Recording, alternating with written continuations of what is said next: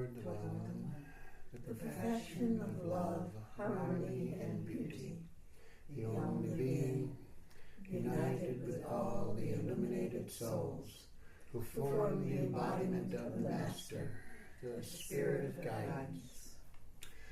Praise be to thee, most supreme God, omnipotent, omnipresent, all-pervading, the only being.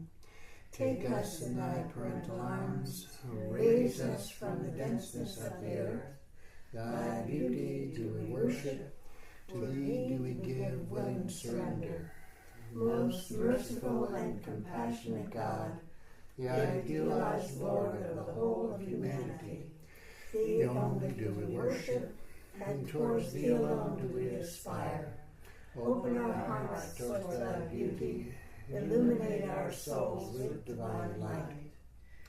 O thou, the perfection of love, harmony, and beauty, all-powerful Creator, Sustainer, Judge, and Forgiver of our shortcomings, Lord God of the East and of the West, of the worlds above and below, and of the seen and the unseen beings, pour upon us thy love and thy light.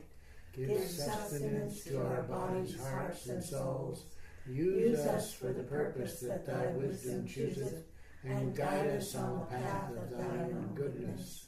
Draw us closer to thee every moment of our life, until in us be reflected thy grace, thy glory, thy wisdom, thy joy, and thy peace. May the message of God reach far and wide. May the message of God reach far and wide. May the message of God reach far and wide.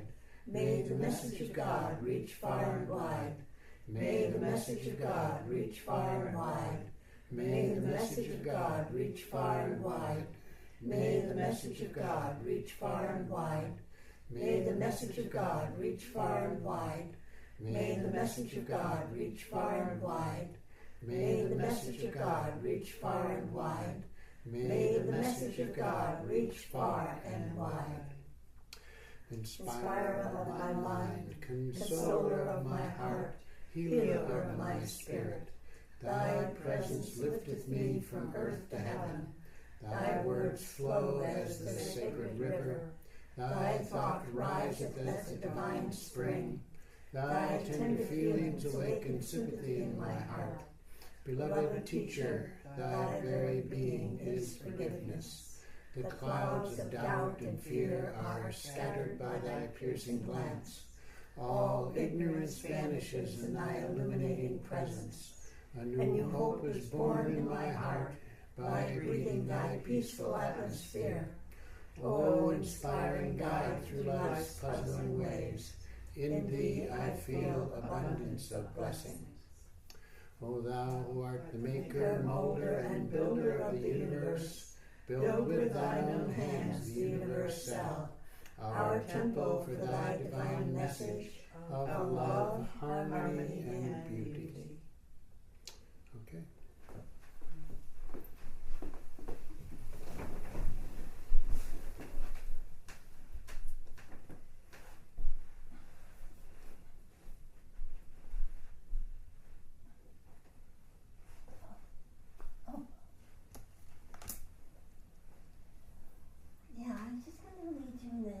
Short meditation this morning for 1 minute.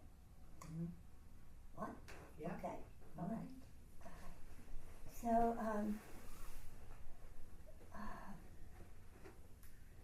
So imagine just for a moment that you have been called to come to the planet.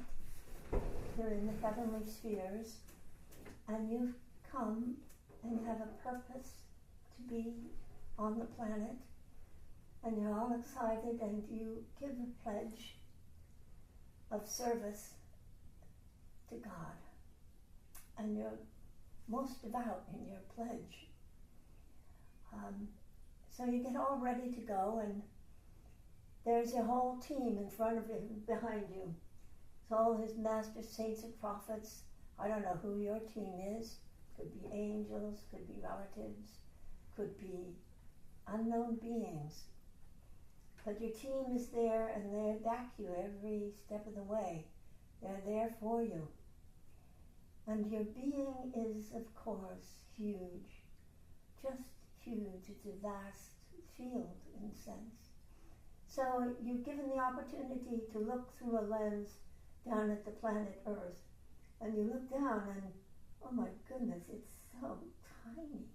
It's just this tiny little thing. And then you're given another opportunity to look into what you're going to be born into. And goodness, it's a cell. It's an egg. And you think, how can I possibly bring my whole spirit and the Spirit of God into this little tiny thing? But then your team says, well, go on ahead. So you stand at the precipice, and like the fool, you have your little satchel behind your back on a stick, and that satchel is your memories of the heavenly state. And there's a little dog by your side, a little dog barking.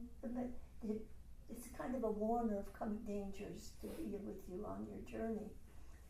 And so you take one step off the cliff, and you're carried on a wave of love, just absolute love, into your mother's womb.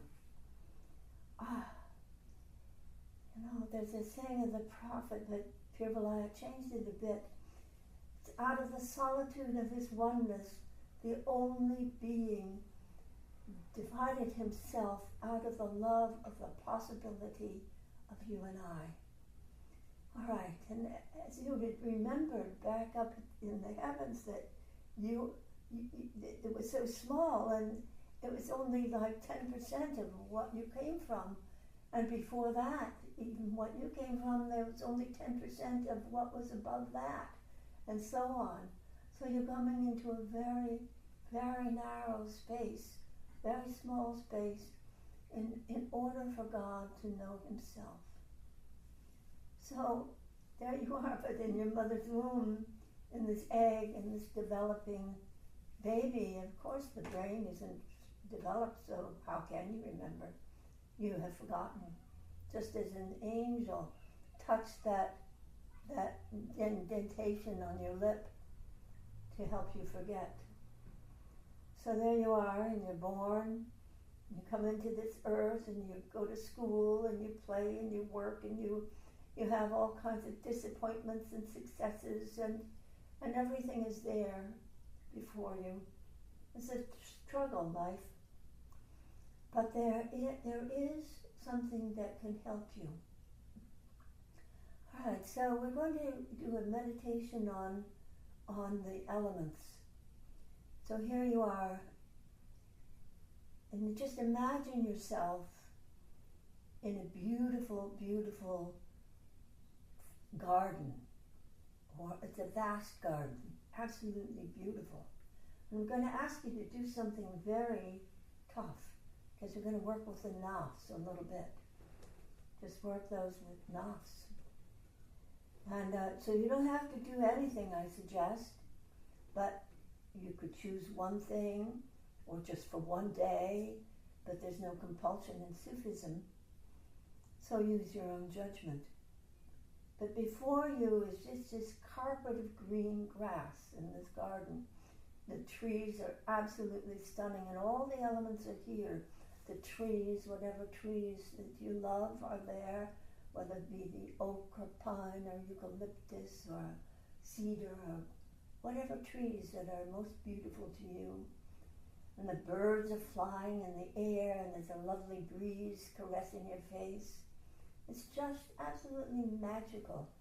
And the flowers give off a beautiful scent, as do the trees and the earth.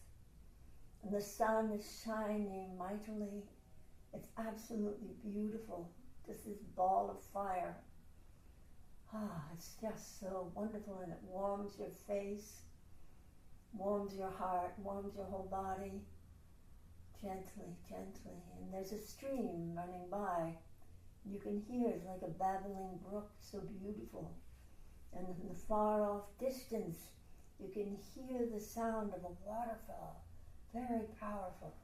It's amazing.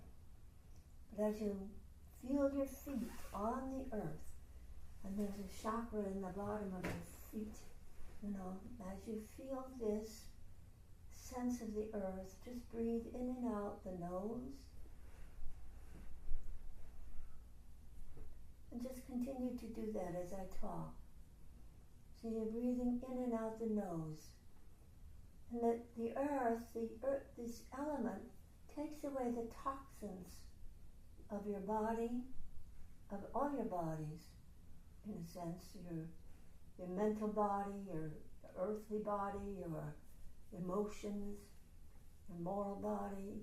Everything that's in the way can be absorbed by the earth. But here, if I may suggest, to give up your complaints. Just surrender your complaints. You know what they are. And don't worry about them, they'll come back. They'll be with you again. But for now, just give up your complaints. Just let them drip off your whole body into the earth, and the earth will turn them into compost for something beautiful. So in addition to any toxins that may be in your body or in your mind, let the earth take them. It's kind of remarkable. And you'll notice what your life is like without complaints. Alright? So as you walk along, there's that beautiful bubbling stream. So you go to the stream, dip your fingers in it, wash your face. You could even take a sip of water because that water is so pure. And it's so beautiful. It's so crystal clear. Crystal clear. And you can give up your disappointments here. Give your disappointments to the water, because the water can take them and wash them and purify them. Just let go of all your disappointments and your frustrations. Just let them go. Let them go.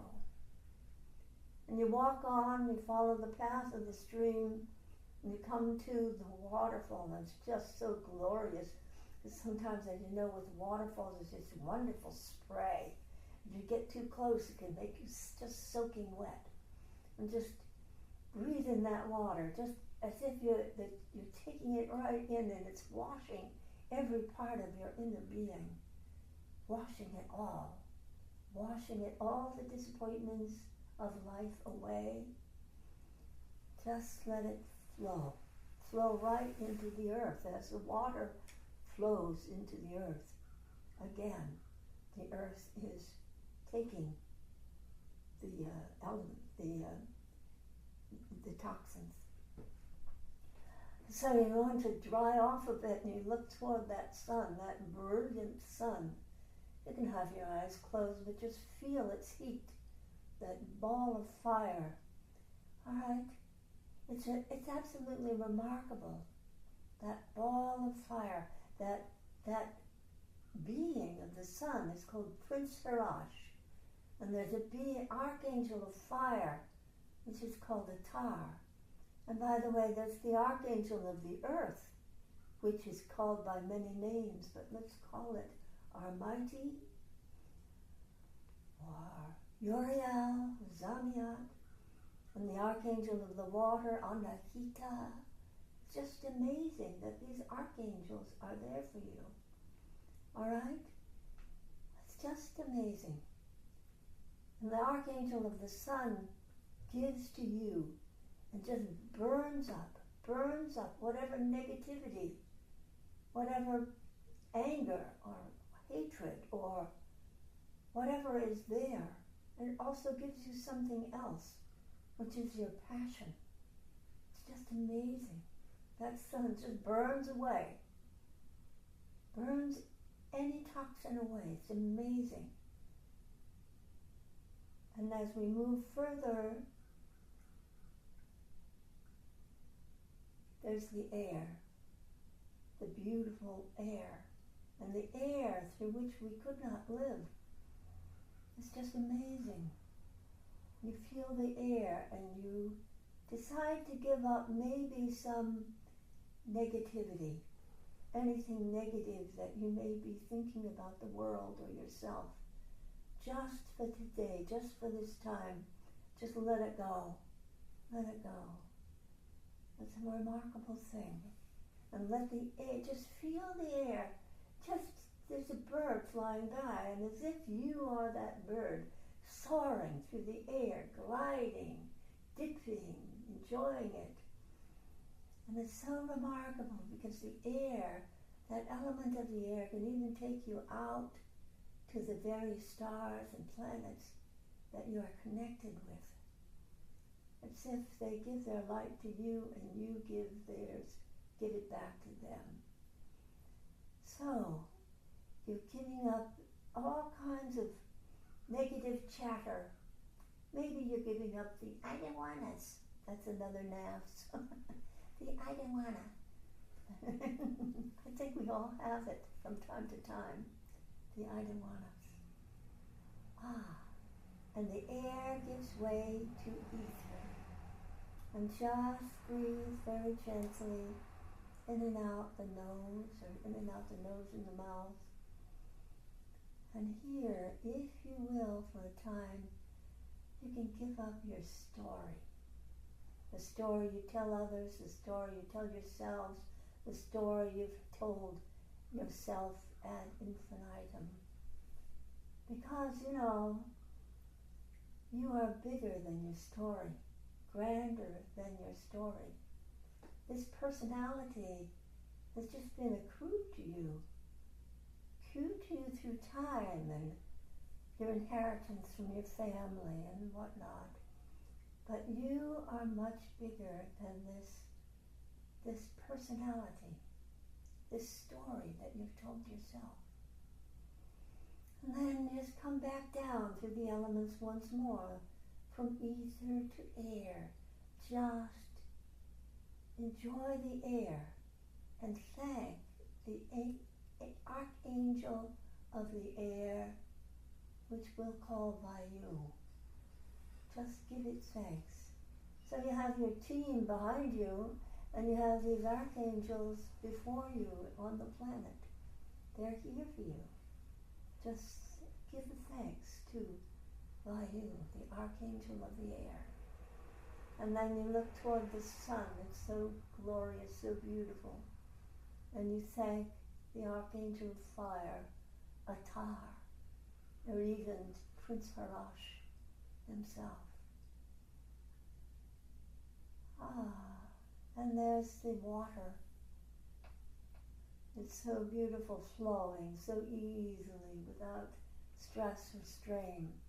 And you thank the archangel of the water, Anahita. And then the earth. You thank that beautiful, beautiful, glorious earth which holds you with its gravity and with its magnetism. It's absolutely magnetic and gives you a sense of magnetism. It's so beautiful. And you thank the archangel of the earth. And then you remember, you're no longer the fool. You've come for a purpose. You've come here for a purpose. And you don't remember what your vow really was, but you know that there's a purpose for you on earth, and you accept it. Accept your purpose. And thank the beloved for this opportunity to be here on the planet, so that the beloved can know himself or herself through you. Amen.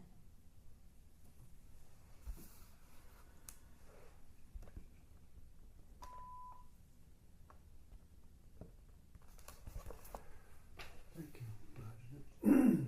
Okay. What we're going to be working on this morning is a lesson from the Course in Meditation by Pir Vilayat called Signposts Toward Awakening. Now, I'm going to tell you in advance, this is very complicated material.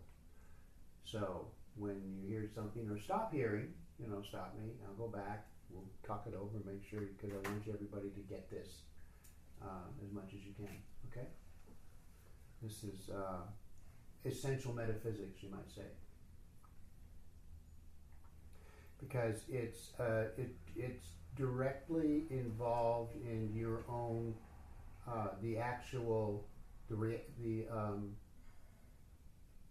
the mechanics of the process of awakening, would be a way of putting it, even though it's not mechanical, as you know. But, you got to use some words. Okay. The clue that we shall be pursuing here is embodied in a principle culled from Tibetan and Sufi methods of meditation. The Tibetans word it thus: there's a gross mind, and a subtle mind, and an even more subtle mind. The mind rides the wind, hence for each mind there is a corresponding wind. The Sufi Nefari, who's a ancient sheikh, also distinguishes between three types of cognizance. One is ilm, I-L-M, it's conceptual thinking.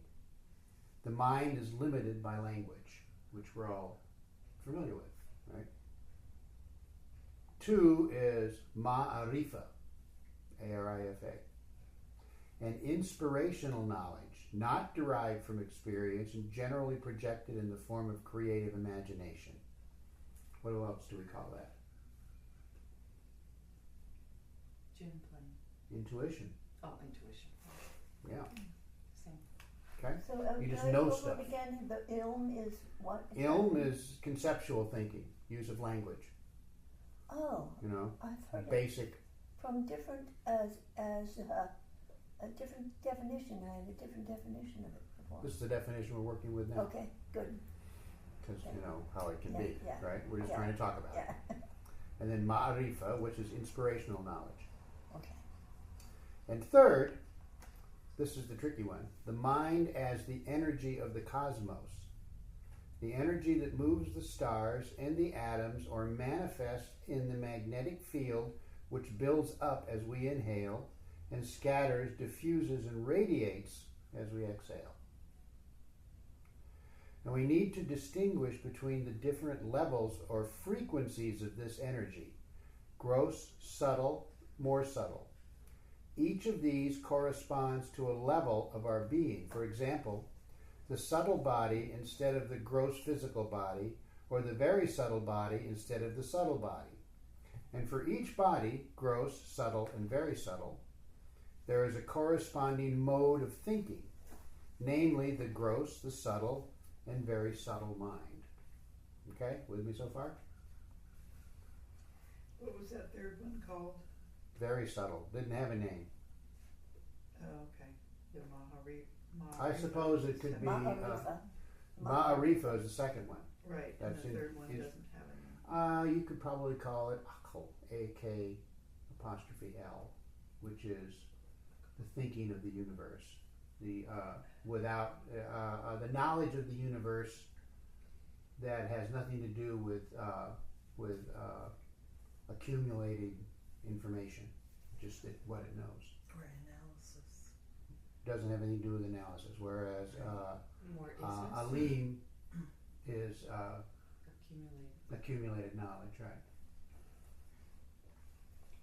I So don't know if Parablai would agree with me. I'm just my guess. So the Alim would be more in the subtle mind? Yeah.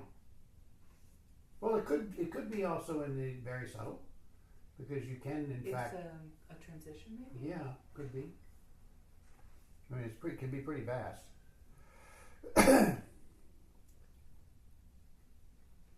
At the basic level, the gross level, we attribute reality to what consists in physical phenomena, We're all familiar with that, you know. Something drops on my toe, it hurts. I notice that it hurts. I talk about it, how much it hurts, etc. Right? That's how we, live. What Majo was talking about is, your disappointments and your, what was the other one? Story. Your story and your Anger. complaints, that's it. So, at the gross level, we complain. At the level of the psyche, we interpret phenomena and situations according to our assessment, which is conditioned and calibrated by our personal consciousness. Okay?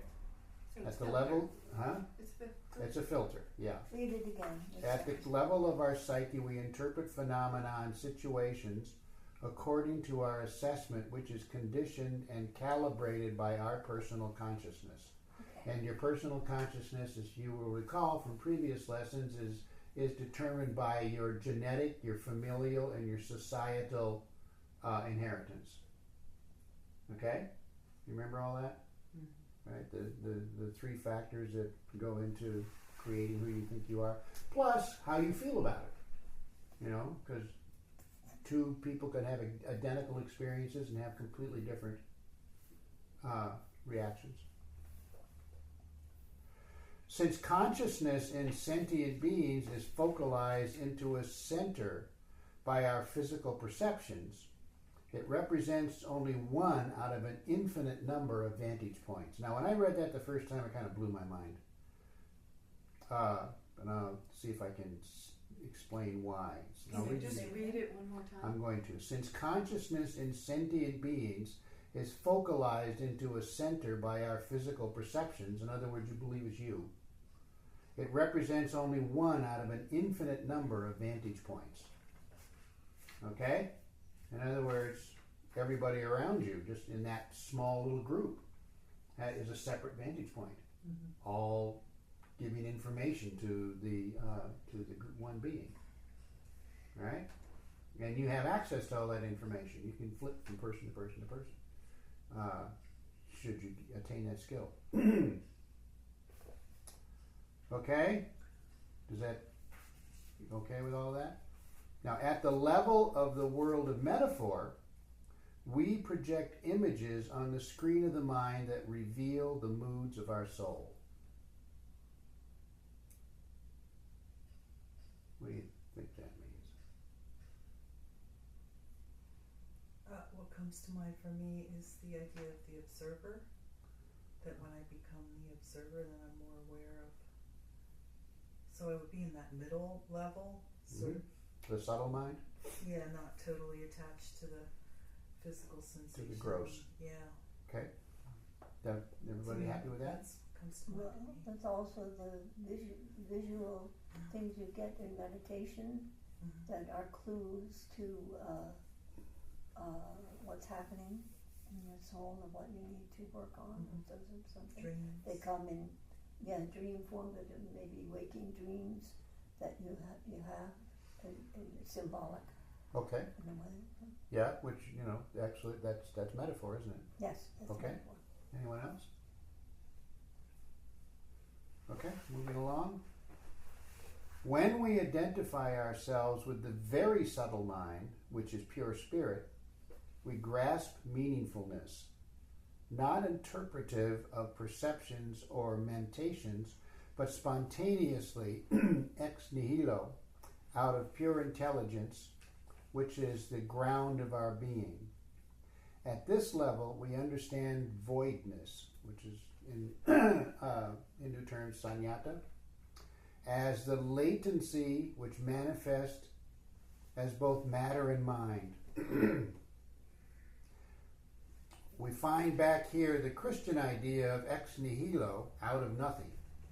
Actually, one may look upon it as the potentiality of a fullness structuring itself as it manifests. Okay? Is all that clear? So would you put contemplation in the middle level, in the subtle? And the very subtle mind is actual meditation. Right. Where you step outside yourself, You're no longer subject to the limitations of your personality, and your awareness becomes vast. And your point of view becomes you no longer have a point of view. Because of Yeah, the awareness. yeah. Okay. You merge with all of those all of those points of view, right? The infinite points of view no longer have meaning. They don't have to have meaning. Okay. That's why, Pierre Vilayet would continually say that meditation is the single most difficult thing a human being can attain to. Because getting to that place, you have to do what? Let go, surrender. Yeah. Let go of your Let your go of the rope. identity. Yeah. Or who you identify as yourself. Yeah, and we're really attached And to that. of course, the it's story is part of it's, that. It's nailed and there's rivets and, chains and, It's an umbilical cord. yeah, that too. It's all, we're really attached to who we think we are. I certainly am. I'm kind of attached to all of this. All our suffering and Mm-hmm. joys and Well, more than that, your skills, your belief of your own power. your belief in your own power, your creativity, your capacities, your capabilities, your friends, But your you do associates. gain something from all that. Well, yes, you do, Awesome. Gabe. All of this is important. The important thing, I think the what can happen when you read things like this is like, well, that's the ideal. I should be doing that all the time. Well, how are you going to pay your taxes? I mean, you can go live in the woods, but that's not very effective. Could I have two? It works for some people, but doesn't for most. I think this is okay. Okay? So all of these factors are important. The gross mind, the subtle mind, and the very subtle mind are all necessary, or else it wouldn't have been set up that way. Okay? Does that make sense to everybody? Because I've heard so many people go on and on and on about the beauty of their experience, while at the same time they can't pay their rent. Or their car's broken, or whatever it is that's going on with them, and they're not really paying attention to the earth plane. I think it can be a great relief to realize that. I hope so. That all three. That it all is important. It's all supposed to be like aesthetics and Oh, yeah. Okay. Yeah. Okay. Alima, this is. Did you go over this? Oh, yep, that's my turn now? It's your turn. Your turn has arrived. Speak up so you get. Okay. So I'm going to start reading an exercise. So let's begin. Check if you identify with your body. The existential world will appear to you as made of objects outside and other than your body. The same will apply to your assessment of your problems. You will consider yourself as the victim of your problems and fail to see the connection between the problems and the unfoldment of your potentialities. Next, to proceed, can you feel your magnetic field expanding and contracting as you exhale and inhale? Identify with it. Consider your body as just a formation within this field, rather like the froth on the top of the waves of the sea. Now look at the exhalation. Let your force field, which now you take to be yourself, dissolve in the humongous energy of the immensity of space. As you inhale, you, inasmuch as you are a force field or magnetic field, are reformed like a wave in the sea. Your mind is now interpreting your perception of the stars in a new way. In your present acquired perspective, you envision them as emerging from an immense interplay of force fields, rather than just the physical objects which you are perceiving. Clearly, in this case, if indeed for each type of energy corresponds a type of mind. Since you now identify with your energy field instead of the matter of your body, the subtle mind comes into action by the activity whereby the mind projects images in order to concretize what it is sensing intuitively. For the Sufis, the forms of the universe are expressions of the divine thinking.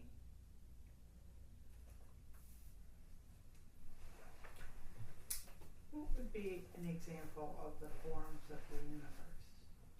Galaxies. Okay. So that Trees. would be an Yeah, expression trees, of right. divine thinking. Sure. Yeah. Orbital mechanics. Daisies. What would you say? Daisies. Well, that's pretty much anything. Hummingbirds and bees flying. I saw a hummingbird the other day. Black and gold. Wow. I never Interesting. saw black and gold. Me either. No, very interesting. Okay, so this little meditation that we just walked through is really important, and I'd like you guys to work on it.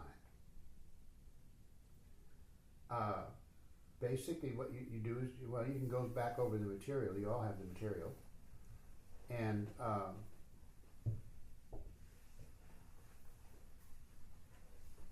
Excuse me, what number is this lesson? 32. Thank you.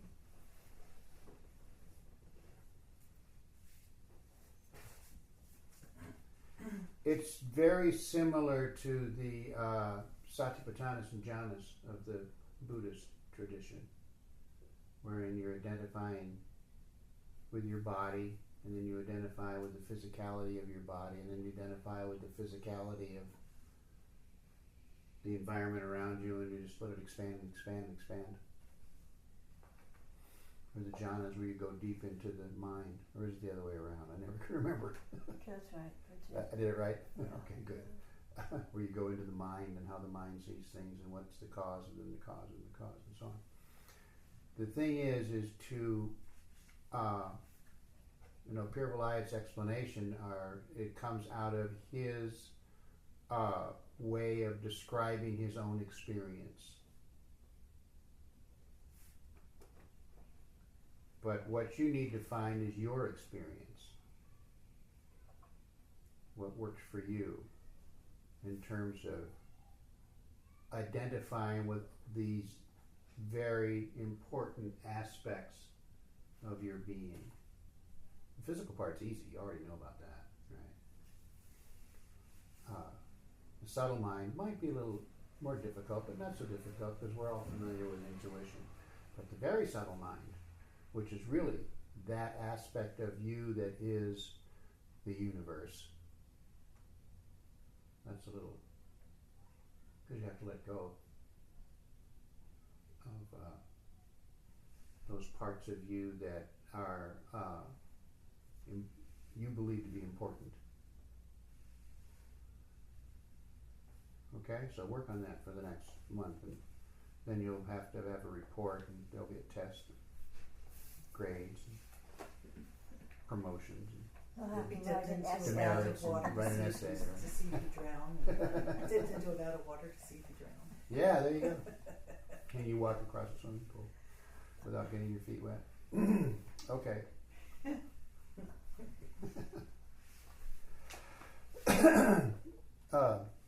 Lena, would you mind getting the soup out of the fridge and putting a low fire under it? Okay.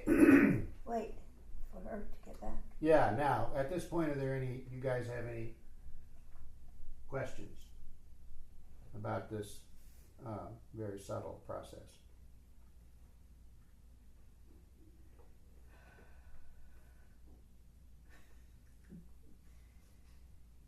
Yes. Well, first of all, is lesson 32 in the found in the Sufi text? That, No. No, it's in the, I'll give you a CD Oh, okay. of this material.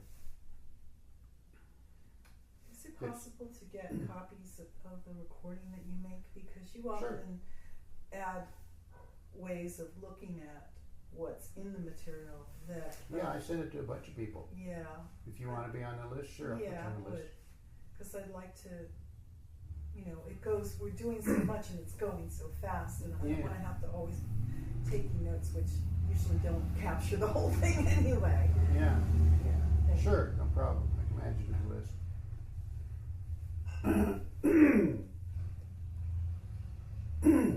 So, our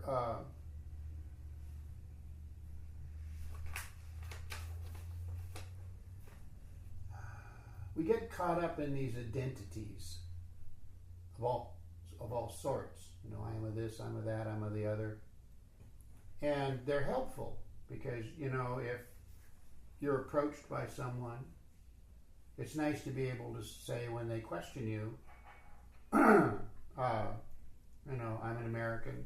Yes, I have a passport, or I'm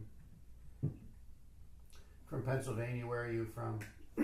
Just as it's a communication device that we use all the time in various ways. Our identities, whatever they may be. I'm an artist. I'm of this. I'm of that. I do healing work. I'm a gardener. I'm a driver. What else am I? I'm a brother. I'm a sister. I'm an aunt. I'm a parent. Whatever. All of these identities that are critical to our experience here, right? Yeah. And because they're so handy, we're a little reluctant to release them.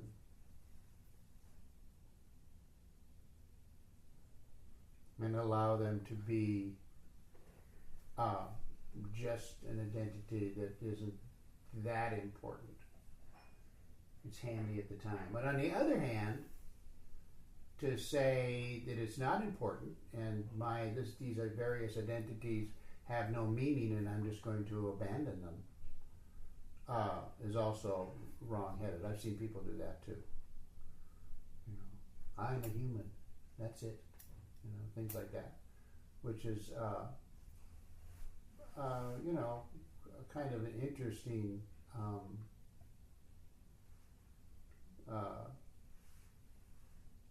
But that's also limiting. self-delusion, huh? It's limiting. Oh yeah, It sure. has its own identity. Yeah. Yeah, exactly. So use it all. In other words, don't Sure. feel like there's some aspect of your being that's unimportant. Right. Just when I said let go of your story, just what I mean is that you let go of that which it imprisons you, that which limits your being, so that you have a story. It's not Sure. going anyplace, but it's like so you're not hemmed in by the story. Even if the story is magnificent, it could be a great story, but even that it becomes a limiting factor. Do you suppose Napoleon thought that? Oh. He didn't think it, but it did limit him. Yeah. Eventually it did. Yeah. Yeah. Well, it limited a whole culture, didn't it? Yeah. They went back to the way they were, more or less. Okay. Here we go into the next step, which might help you in yeah. Well, it also seems to me that what we identify with on that first level are things that we feel that we have power over. Or that we're powerless in front of. Yeah. Both. Yeah. Like you and your tax situation here. That I saw about you. And I took control of it. Yeah. Yeah. Okay, well that was actually good information you were giving people. Well, that's why I did it. Yeah. Not to complain, but to help others. Yeah. Yeah, but but on the other hand, we can feel quite impotent in the face of overwhelming odds, and sometimes that's true, but that's just the physical aspect of it, isn't it? Mm-hmm. Which is easy to say. Okay, to reinforce this subtler mode of thinking, let us now practice with visualizations. Okay, you ready for this? Put down your notes. Put down your pen. And close your eyes. Write that down. Put down pen, close eyes. Okay. Just had to get that thought. Okay. Okay. Now, imagine you are sitting in a large crystal tetrahedra. Now, Majid asked me what this was yesterday, and I thought I knew, but I found out that I didn't. It is 4 triangles creating a solid. That's a tetrahedra. 4 isosceles triangles, I suppose, creating a solid. Creating a square, you mean? No, they No. create a solid. It's like 1, 1, 2, 3, you know, So imagine a pyramid kind of thing. it's kind of a pyramid, Oh. except with 3 sides. Well, 4 sides. And then the 4th side is the bottom. Ah. So any way that you turn this thing, there's always going to have a, Okay, okay? got it. All right, that's a tetrahedron. So imagine that. I don't have it yet. It's It's a a pyramid with a four-sided floor. figure in space. Mm-hmm. So, you know, if you think of a triangle, you have one side here, one side here, one side here, and a bottom. Mm-hmm. That's it. So it's actually a pyramid, because the pyramid has a base. We Yes, think it of- does. we But think pyramid of has pyramid has Egyptian 5 pyramids as sides. having 4 on the top, making a square so it's a at the 3-sided. bottom. Got it. And Okay. This is all about triangles. I always thought it had 3 sides. No. And the bottom. The bottom is a square. Yeah. well, it could be a triangle But as it- well, because in the bottom could be a triangle. Well, it could So if, you if could your have- pyramids were built that way, but Yeah. they're not. They're Well, it both didn't on say it was a square. pyramid either. No, I said that. Okay, Because we I see. often think about Okay. the Okay. Egyptian pyramids. Yes, but that's not what it is. It's a tetrahedron. So imagine you are sitting in a large tetrahedra. Just get that image if you can. Now you could either visualize whether you are sitting with your back to one of the angles with 2 faces in front of you, or you're sitting with your back to one of the faces, in which case you have the angle in front of you where the 2 other sides come together. Now imagine that this tetrahedra was originally a globe, but 4 force vectors arose within it, pushing the points out in 4 directions.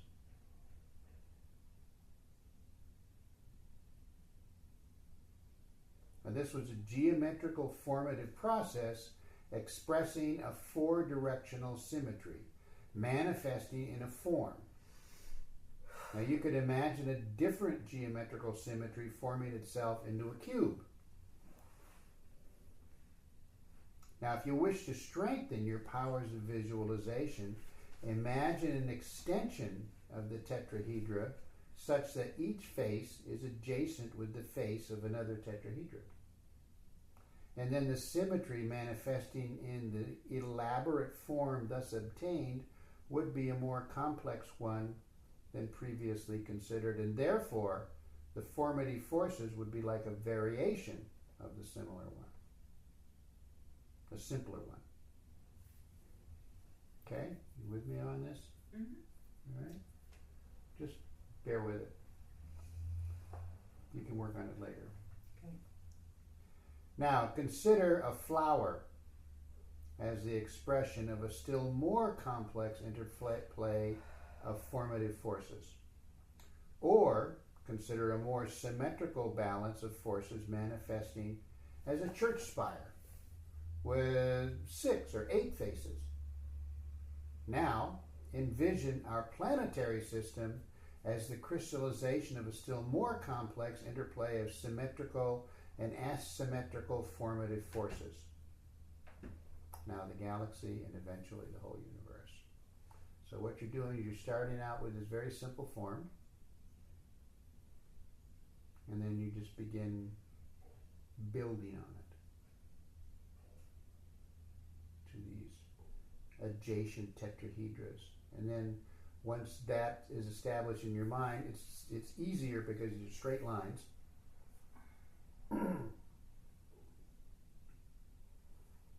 And, you know, surfaces touch very precisely. But then when you turn your concentration from this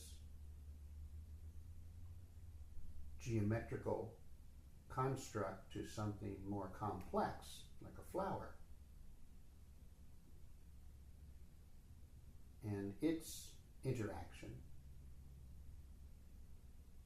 with the universe around it, and then taking it further into envisioning first the planet and its, just imagine the Earth and its orbit around the sun. And you've all seen this imagery, right? The Earth's orbiting around the sun, you know, on nature or something. And then there's, at the same time, the moon is orbiting around the Earth. And perhaps you've also seen this imagery of just out past the orbit of Mars, these asteroids moving in various kinds of elliptical orbits.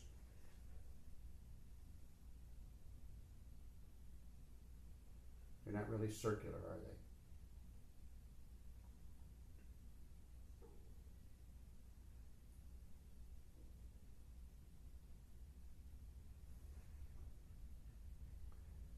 And then out beyond that is the orbit of Jupiter. And so then Uranus, Neptune, and Pluto, whether it's a planet or a moon, they're still arguing about that. I don't see that it matters all that much. So we have this interplay of energies within our solar system.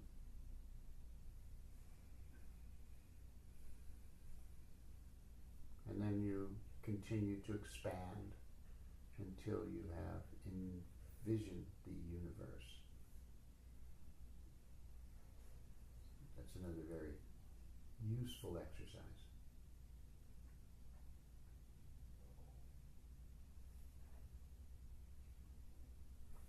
Now,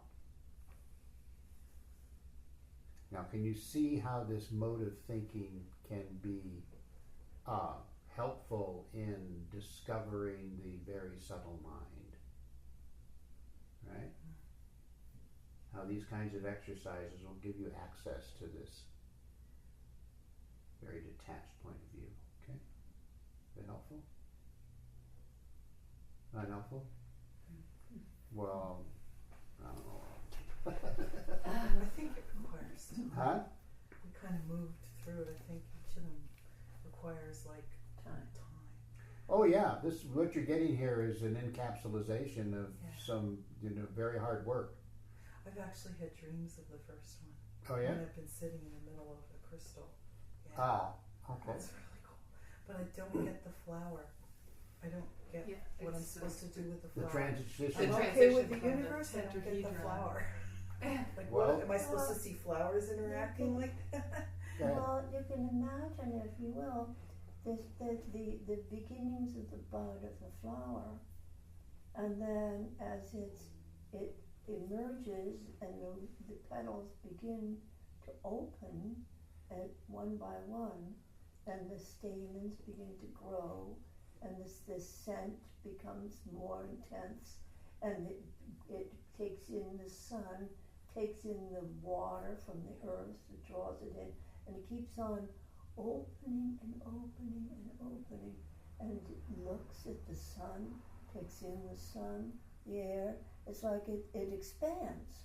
So the flower expands, and then there's a sense of flowerness. So if you thought of a rose, there is roseness itself, rather than just the rose. And the perfume, which is another element of it. Yeah, it's another way of seeing this very, very subtle thing. Okay, now, next step. Let us now apply this way of thinking in considering our problems. Now, what I'd like you all to do is to envision a particularly annoying problem that you may have right now. Now, I'm sure that none of you have problems, but invent one. If you can, you got one. Maybe it's one that you've been avoiding thinking about. That would be even better. I don't think I avoid problems. No? Okay. I'll take that under advisement. Okay, now envision the situation in your life as a formative process that have become sclerosed, just like the crystals. In other words, you understand what that means? Okay? No growth, sclerosed. Hardened. It's hardened. Stagnant. Yeah, it's hardened. It's not going anywhere. It's just a problem that's continually there and pesters you. Yeah. Like a thorn in your foot that you can't seem to remove. Yeah. Okay. Consequently, one finds oneself in a bind. And then he says, the bind is in the mind. He loves saying that. Okay. The problem now appears to be in one's assessment. Should one apply the normal course of thinking, the gross mind thinking, one is now going to interpret the problem first in terms of cause, secondly in terms of purpose. How, Gratia, how one's way of thinking played a part in bringing it about, perhaps by determining how one handled a previous situation. Second, what was one's objective that eventually catalyzed the situation. Okay? All of this is there in your mind. Bind. Now, excuse me, take the very same situation and identify it with a finer form of energy than the force fields. First of all, we have to grasp that there are different frequencies of energy. For example, high voltage electricity as compared with low voltage. High frequency vibrations are sound waves like ultraviolet light as compared with infrared. But y'all know that infrared is an extremely low frequency, right? It's the lower part of it, and the ultraviolet is the upper part of the light spectrum. Everybody just know that? Now we do. Okay, all right. Compared with infrared or X-rays as compared with radio waves. So now identify with these frequencies within your force field that are very high key.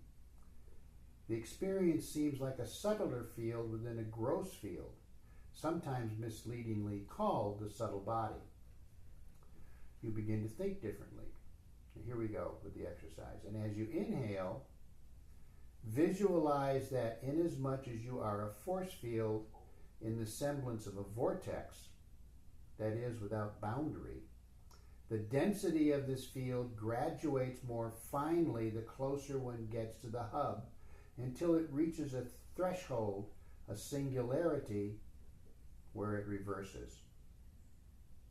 Not only is space reversed, at least our notion of space, but also energy. A challenging paradigm in physics. Now see if you can earmark a subtle form of energy and extricate this subtle field from the gross one. See if you can do that. As you inhale, identify this subtle component of your force field within the grosser magnetic field. Say it again. Identify this subtle component of your force field within the grosser magnetic field. Magnetic field is gross. The actual field of your being is much more subtle. So, Magnetic field is of the earth. The force field is of the spirit, you might say. the vortex, the center of the vortex is finer, which is probably the opposite of the way I usually think about it. Think about your solar plexus. Right. So it's the The universe void. in here. Okay. Okay? Yes. Solar plexus is the void. Everybody remember that? Whereas the heart is the expansive, it emits. So when I inhale, I identify with that inner. Yeah, but you're reaching into as far as you can, into your force field, how far your energy field expands, or extends, which is infinite, right? And then as you inhale, you're drawing all of that, or you are aware, I suppose, of the many aspects of your force field as it gets closer and closer to your being, into the finer and finer vibrations, until you sink into the solar plexus, where it is the void. Extraordinarily fine vibration.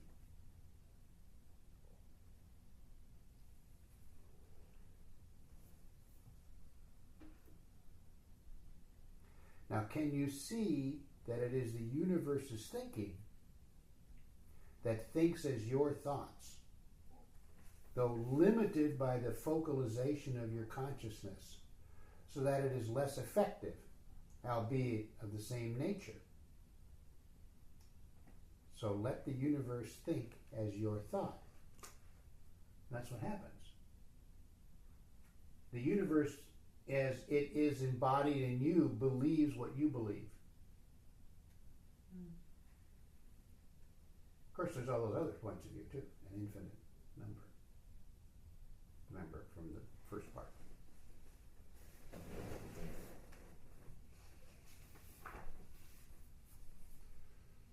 Okay? I told you this was difficult material. Because you'd have to suspend your idea of yourself in order to understand that you are not yourself, even though you are.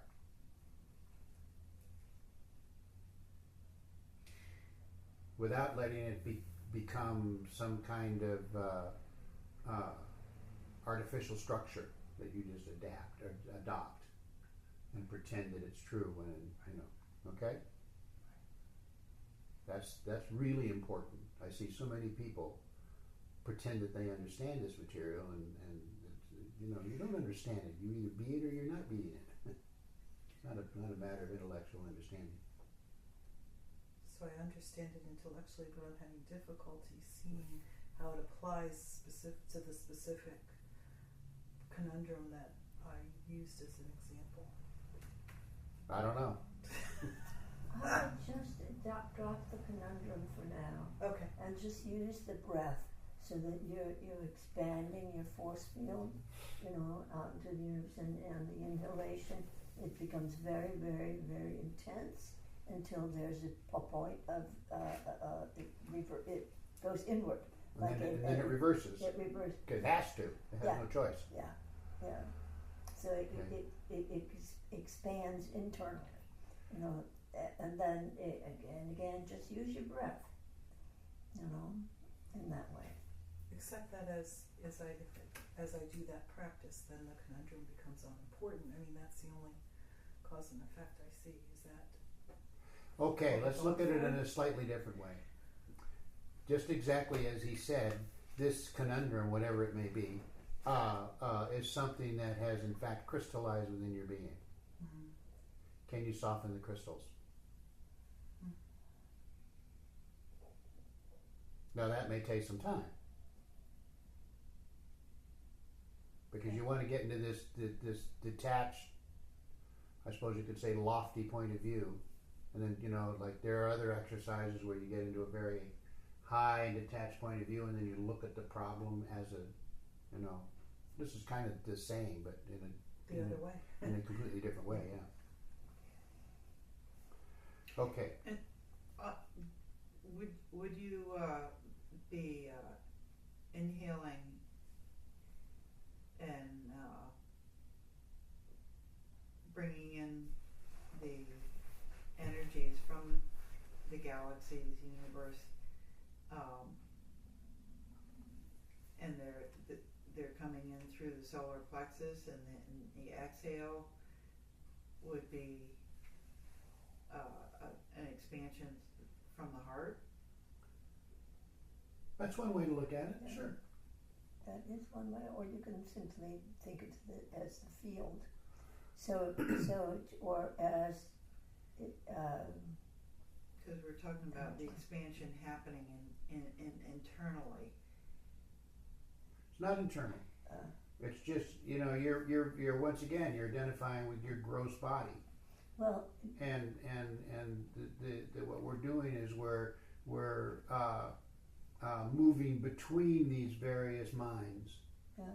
Well, Okay. one thing though, so when you're breathing in, just think of intensifying, okay, and then there's that point, as in the vortex, where it's the void, then it does reverse itself and go inward even deeper, but you're just thinking, for now, just think of the breath as expanding the force field out to the universe, and it's connected to the universe. Oh, I And see. then inward, so you expand it, the breath expands, and then it comes inward very intensely. So you're actually training your breath, because anyway, okay. The problem is you're thinking of it in terms of expansion and contraction. Whereas what he's talking about here is identifying with a reality. It exists. And you're discovering an existence that's always been there. See the difference? It's like you're discovering the cosmos Your Within. being, which is the cosmos. Remember the which is statement of Mershid's that your soul is limited to this very limited structure, but its existence is the universe. It's not part of the universe, it is the universe. Okay? It's another example, I think it's in there later on, and it's just as if the wave in the ocean Right. it rises as a wave, so it intensifies in that individuated wave, but it's still connected to the whole of the ocean. So and when the wave recedes back into the ocean, it's like back into that particular field. So, right? So it's But we tend to identify with the wave, not the ocean. yeah. We believe that the wave is separate and somehow apart from all of the ocean, even though it couldn't possibly be. Okay. Yeah. Okay. Go ahead. So I think I'm experiencing it as when I inhale, I'm identifying with finer and finer frequencies, thinner and thinner atmosphere, and when I exhale, I'm bringing that back into solidness of existential being. Plus, you're expanding into the unlimited force of your whole being. Okay. and identifying that with the universe Yeah, it is the Uh-huh. universe. as it is the universe. In other words, we think of our, how many times you hear Paralives say, you think of yourself as a puny being, a worm, barely able to move, looking up at the vast universe and you thinking, oh, I'm so small and the universe is so big, and oh my goodness, how will I ever understand all this? And the truth is, it's exactly the reverse. You are the magnificence of the universe. We get to that in part 2. Okay. That sounds like a sales come on. If you buy level 2, you'll get. And if you order now, you'll get just I bought 5 of those and I still don't understand. But wait, there's more. But Okay. wait, Sarah, just wait a minute. Before we continue on with this, I think that just work with if it becomes too confusing about identifying with the universe, just think of using the breath in this way. It's because we train our breath. So we train our breath to be extensive, to go outward. So it's like you have a thought on the breath, it goes out to reach another person, right? And it also comes in. So it's like your breath, it intensifies when it comes inward and expands when it goes outward. And it's like, and you have volume of your breath, and you have intensity and length. So it's like you in a sense, as you do this practice, just you can think of it in those terms, and also then expand to just identify with the field. The field is enormous, and the field is all part of everything and of the universe. So, and above the 28,000 universes. It's like, yeah, okay, all right. Okay? Yeah. Can I move on? Of course, At this you can level expand. of thinking, I can expand. At this level of thinking, I love it how I said you will, right? Okay, and everybody said this kind of thing, I think I did. You will grasp an aspect of your being that seems more real now than your commonplace personality. And that's actually what happens. The commonplace personality becomes, in some circumstances, almost an annoyance. Okay. The Sufis call it your real being. Hazrat Inayat Khan calls it your divine inheritance. Project it in either a concrete image of your body transfigured, or in the form of the way you would like your personality to be, as you could be if you would be what you might be, irrespective of your concern about adapting to the situation. Okay? There's the critical statement. You don't have to pretend. You can just do it. Would you repeat Could you that? repeat that whole section Yeah, again? repeat. Okay, at this level of thinking, grasp an aspect of your being that seems more real now than your commonplace personality. The Sufis call it your real being. Hazrat Inayat Khan calls it your divine inheritance. Now project it in either a concrete image of your body transfigured, or in the form of the way you would like your personality to be, as you could be if you would be what you might be, irrespective of your concern about adapting to the situation. Yeah. Okay? Be concerned that it might not fit in. That's right. That's not a factor. Yeah. In other words, just sit right now and imagine your personality to be as you would like it to be. Just see what that looks like. If anything, appears.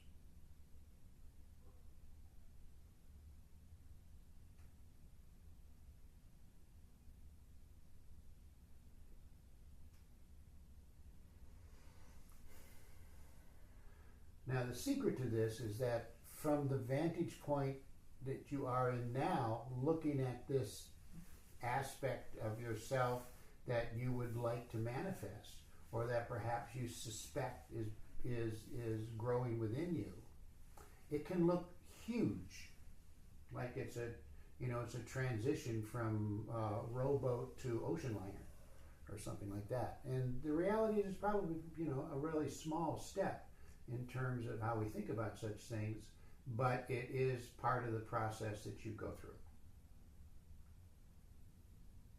Okay? And that's the beauty of how this all works.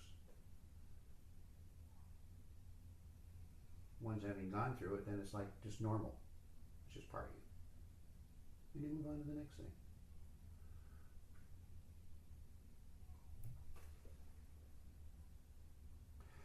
Imagine yourself to be sovereign, or dancing with joy, luminous, loving, or peaceful.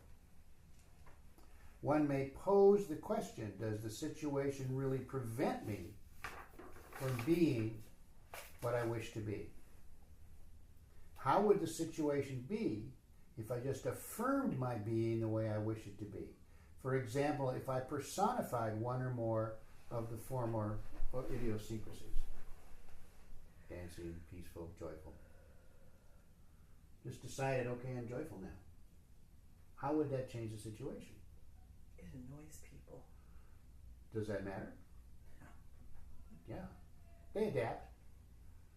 What annoys people is when you change. Because they expect you to reflect them in the way that they're comfortable, or the way that they're Accustomed. used to. Doesn't matter. But I also think that it calls up for other people somehow. They're annoyed because there's some part of them realizes that they could do that too. I wouldn't even go there. You Yeah. can't. No, no. Don't even do that. You're taking responsibility for other people who haven't asked you.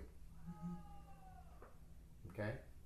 All you're doing is helping them to adapt to who you are becoming. That's it. Okay. Don't do any more than that. So, I don't think I've read this message volume on the art of personality. Yeah, a lot of this material's in there. That is it a singular personality, or is it one that adapts to situations? What do you ever heard me say that a Sufi is a chameleon? I don't remember that. No, that was one of the very first pieces of advice I ever got from somebody. I don't even remember who said it to me. Might have been Omar. That's the kind of thing he would say, right? But an old friend of ours. It's an important thing to remember, and it's something that I teach in various ways. When you are in a situation or a condition, you just be in that situation with the people that you're with, and you don't expect them to understand who you are. They're not going to, and there's no need for them to, because that would be kind of arrogant on your part. See how wonderful I am? You should adapt to me. It's you adapt to them in whatever way is appropriate. Yeah, to get along with everyone. That Yeah. was one thing that Hazrat Murshid Yeah, writes about, Yeah, to extensively. get along with everyone. it comes up in a bunch of places. Yeah. Yeah. That sounds like, to me, like the opposite of what you said just a moment ago. Is Well, that Quite possibly. as you shift, then people are uncomfortable with what you're becoming. Yeah, But Yeah. now you're saying There we go. adapt yourself so they're not uncomfortable. that's right. Right. You So- have to. Well, the training is subtle. It's very subtle. It's not like you what I don't want you to do is to get in your face kind of attitude. Okay, like look at how cool I am, and you have to process that, and I'm sorry that you're having trouble with it. It's more like you kind of ease them into it, give them the opportunity to. Be comfortable with it, right? I guess, yeah. Or know that it's not. Doesn't matter. new. Doesn't matter whether they're Yeah. comfortable or uncomfortable. Yeah. It's like that's what they have to work through. In a sense, you can't be too concerned about that.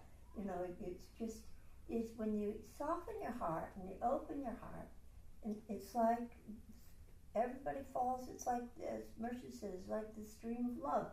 Everybody falls into it. So it's like, some people would be uncomfortable. I remember when we were appointed as representatives, everybody went, huh? You? It's like, well, I'd do that. It's like the disappointment in not being appointed themselves. It wasn't everybody, but Well, pretty much. a couple of people were happy for us. But we see this over and over again. Yeah, in various it's like, ways, right. So, but it's like it worked out. It's like eventually over time, you just can't be concerned about that so much. You just have to go, just continue with your own unfoldment and your own whatever it is that you are becoming. It's There, if a new aspect of us does come through, so how do we break the worries of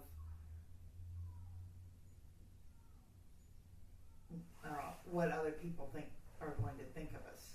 Oh yeah. It's none of my business. There's a whole book on that now. Yeah. It's like whatever, Oh, yeah. what other people. It was one of my, one of my little affirmations for a long time. But what other people think of me is none of my business.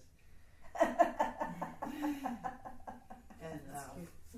I have this. Actually, I have this music out in my car, and I wanted to drop into a friend the other day and put it on. Go, you want to dance? And then I thought, well, maybe I could just bring it here, and we could dance here. Dance during lunch. Yeah. I plan on taking a nap. Okay. Well, one more thing.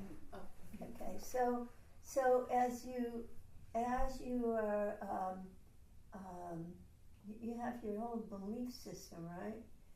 And you have to understand that is reflected in your outer world.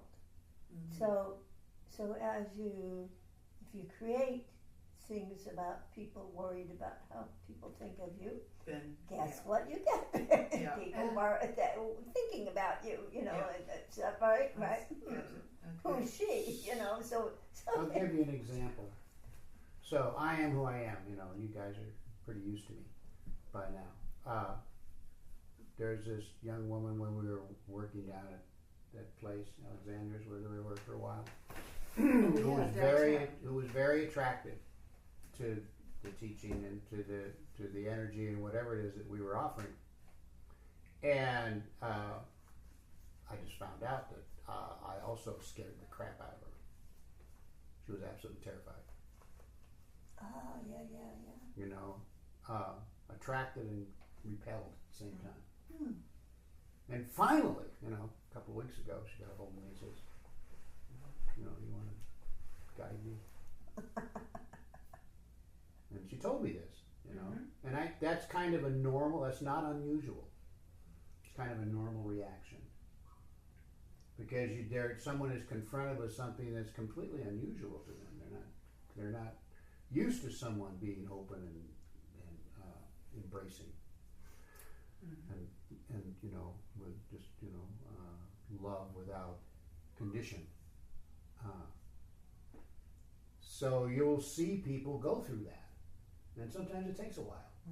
Yeah, I mean, I've experienced those things too with you. Being afraid of me? Yeah. Yeah. Sure. That's well, rightfully so. One should be wary of the dervish. So I recently had somebody that who I've been in a relationship with for more than 10 years, who is going through a very difficult time, and she accused me of being condescending when in fact I was shocked. I just felt like I was being in loving kindness. So that's why I said other people, sometimes their reactions are really pretty vicious. It can be, sure. It was hurtful. But well, no, that's you being hurt. Hmm.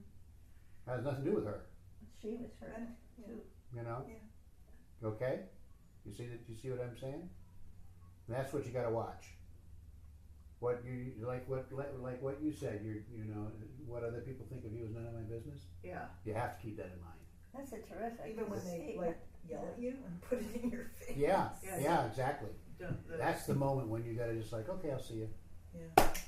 One of those 4 agreements: don't take anything personally.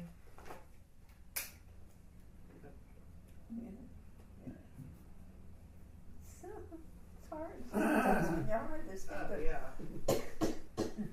That works right up to the point that your fist encounters my nose. Or how's that work? Oh. However that saying goes. Okay, here we go.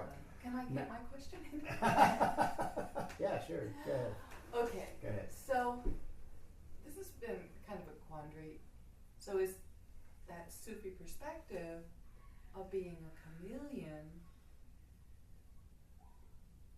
to soften one's like language? So if you're hanging out with waitresses, you talk like a waitress, or if you're hanging out with doctors, you talk like a doctor.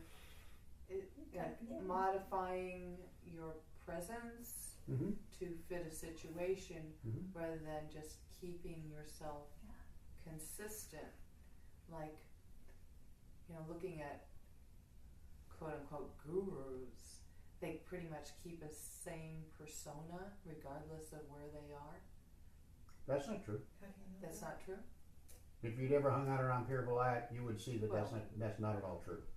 Well, I've never. Not the good ones. Okay. Okay, I mean he would adapt to whoever was in front of him. When you guys only saw him like in the Sufi situations, Right. right? Yeah. Where I got to see him, Pretty much. encountering ticket agents and cab drivers and all kinds of people, and, Right. librarians and Didn't have dinner with him. or just to watch him arguing with this Hasidic computer salesman. That was a really interesting kind of thing to to experience. And we went to 47th Street Photo. He wanted to buy something, Yeah. and there was this Hasidim sitting behind the counter, and he just went at it, Yeah. So he adapted to that guy's way of thinking. Because that's sort of the thing, when you're at the 47th Street Photo, you have to be confrontational, or they will walk over you. So you mean he went at it in terms of negotiating and the price and Yeah, yeah. And what about this? Do I need that? And I'm not sure you're right about that, and on and on. And he was doing it from a knowledgeable point of view. Or I remember Bill who came to he was a plumber. He broke his leg, so he ended up living with us at the Conga. And then he went up to the abode, and he was sitting there on a bench. He didn't know Pierre Vilayat. Pierre Vilayat sat down next to them. We talked. They discussed plumbing. Oh, yeah? yeah. That's what they talked about. He didn't know who he was. Yeah. They had a conversation about this and that and plumbing, and Yeah. There you go. I mean, in Pierre Vilayat and I used to talk about cabinet making. He had this old Mercedes van parked. I don't know what happened to that thing. I'm sure they junked it at the first opportunity. That he had adapted as a camper. And we used to have conversations about what to do about this or that. How to make this work better, and so on. And so he was a master at just adapting to whoever was in front of him. So it's the finding of common ground. Yeah. And that can often happen just from asking questions. Sometimes it just happens intuitively. Mm-hmm. Yeah. Like when we have hypnosis clients. So it's like I use often the language of the people in front of me, right? So, Sure, I do too. or you don't want to sound professorial. You want to make someone at their ease, comfortable. So okay. Okay. Ready for the next step in this complex process? Yes. I'm smelling food and I wonder if it should be checked. Oh, probably I'll should go be checked. stir. Go give it a stir. Yeah.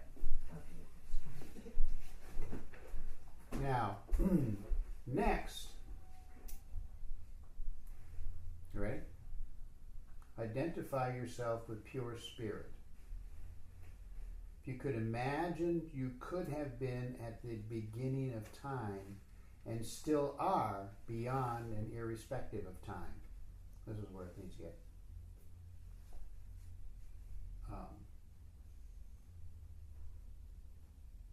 fanciful, I suppose. You are not just energy, which incidentally does get expended and is limited within space-time, but you are the catalyst of energy, pure, immaculate, ingenue, guileless, the innocent child in you, still in you, untarnished by whatever impressions you have been subjected to or whatever you have done in the past that you disapprove of. If indeed to each level of energy corresponds a type of mind, you will now discover that you are pure intelligence, luminous intelligence, thrusting its clarity upon all things and upon all situations. Now, the interesting thing here about these kinds of statements is that this is who you are, even if you don't believe it.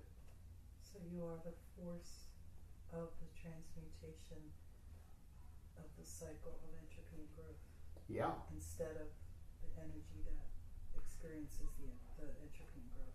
That's right. Wow. Yeah. And what the want me to repeat that? collapse and rebirth. Fanan Baka. You Energy. are that, as opposed to feeling that somehow you are expending something in order to attain something.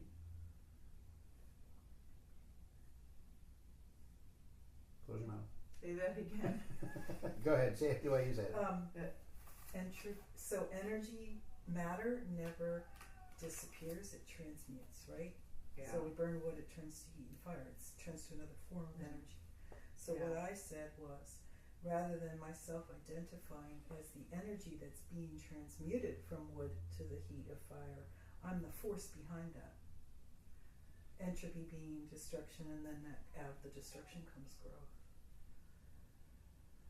Okay. Okay? Did you say energy doesn't disappear? Right, that's a law, fundamental law of physics, is that nothing ever really disappears, it transmutes to another form. Am I saying that right? Yeah. Well, that's also in the physical plane. Yeah. Yeah. So we're now It's physics. talking about going to the non-physical. Yeah. Spirit. Pure spirit. Pure spirit is non-physical. Yeah, to identify with pure spirit is That's the objective force of all she's this. telling you about, spirit. Yeah. Well, we often talk about force in the physical and even in the subtle. So What's your going to question? there is no really good word. To describe what you're trying to describe, you'll think of it. Now, envision yourself in the universe as having existed eternally as both pure spirit and pure intelligence. Take that out for just a moment. To envision yourself in the universe as having existed eternally as both pure spirit and pure intelligence. Imagine that for a moment. As best as you can. There's no grading here. Now grasp yourself as having involved yourself so much in the way things appeared as your intelligence manifested in the existential realm as consciousness, so that you lost the overview. Could you say that sentence again? This sentence I just read? Grasp yourself as having involved yourself so much in the way things appeared as your intelligence manifested in the existential realm as consciousness, so that you lost the overview. Okay? In the pure state, the overview is natural. And then as you focalized yourself and limited yourself in order to experience this manifested state in physicality, the overview became dimmer and dimmer and more difficult to maintain, yes. To the point where you lost it entirely. The forgetting. Mm-hmm. That's what the forgetting really is. Okay? Now, applying the level of cognizance which Nefari called Wakfa, you are grasping, W-A-K-F-A-H, you are grasping the divine intention behind God's thinking. Or rather, you align your attention in its ground, the divine intention. You know how I'm continually saying divine intent is that aspect of your being that is continually evolving and discovering new ways of combining the attributes. Okay? And that your being is an expression of divine intent. You've heard me say this many times. Right? Okay. Should I read that again? Grasp yourself as having involved yourself, I did that already, applying this level of cognizance, which Nefari calls Wakfa, you are grasping the divine intention behind God's thinking, or rather, you align your attention to its ground, the divine intention. Now, grasp the intelligence of the universe manifesting as the energetic formative process that displays itself in the intricate structure of matter. And now you can see the intention behind the formative energy, engineering situations. This is the critical point. Co-creator. Yeah. The what? She whispered co-creator. We'll get to that. That's a very advanced state. First you have to get through all this stuff. And recognize that how these situations are really the divine intent working itself out. Even though they might seem brutal to us at times. So there's where your conundrum comes in. Yeah.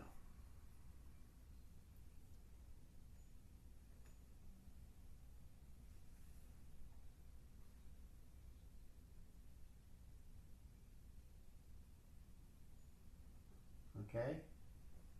Everybody Makes doing me okay? a bit nauseous. Huh?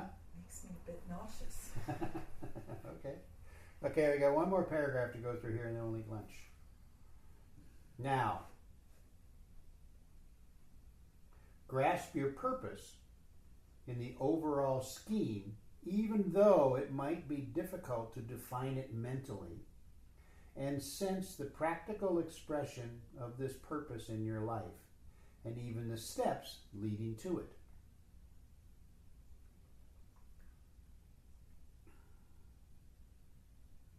Alright, purpose. What we were talking about last night, actually. Yes, we were. Mhm. Now look at the situations that as they appear to your consciousness alongside with what you grasped of your purpose in your higher mode of thinking. Now this is a kind of a state wherein when you actually get into a higher mode of thinking and leave some of the existential realm behind, maybe not all of it, but some of it, and grasp some of the subtle nature of your true purpose, then to reintegrate that with your gross self can be a real challenge. And that's okay. Just recognize that that's part of what happens. Okay? To discover your true purpose, and then you look at yourself and say, I can't do that. I don't even know what that means. You know? I think St. Teresa d'Avila talked about this in her Confessions. You know, so this is not a new thing. This is the way it's always been for human beings, to take that which they discover of their real being and to integrate it into your gross physical reality in such a way that you are comfortable with it and it just becomes who you are, rather than being something that you impose upon your being in some artificial way. The natural thing is what you want. So, what I think I'm hearing is that there is a conscious intention of bringing it through, as opposed to simply sitting back and allowing it to come through. Atta girl. Yeah, and you have to go after it. Then that implies you can make a lot of mistakes. Yep. Damn. Yeah, it's getting even more complex, isn't it? Yeah, because then it makes it a personal responsibility. That's what I've been saying all along, isn't it? Yeah. You know, it's up to you. No one can do it for you. You know, that's the whole principle of guidance. That it already exists within you.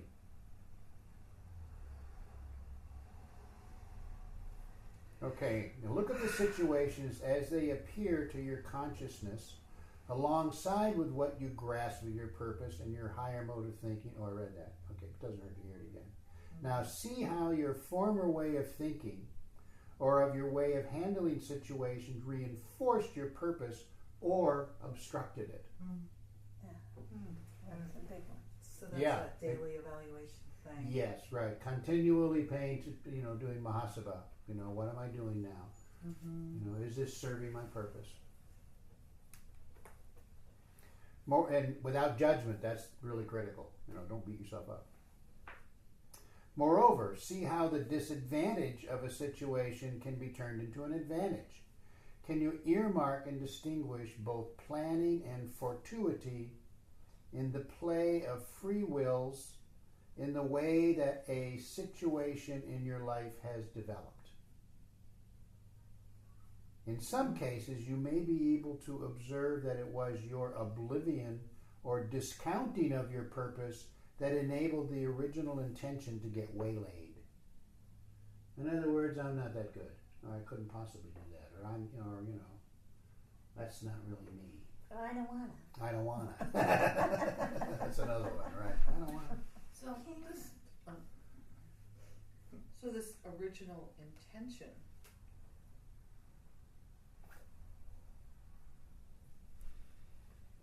I've been working with the idea, the notion that the original intention is to know who one really is. Yeah.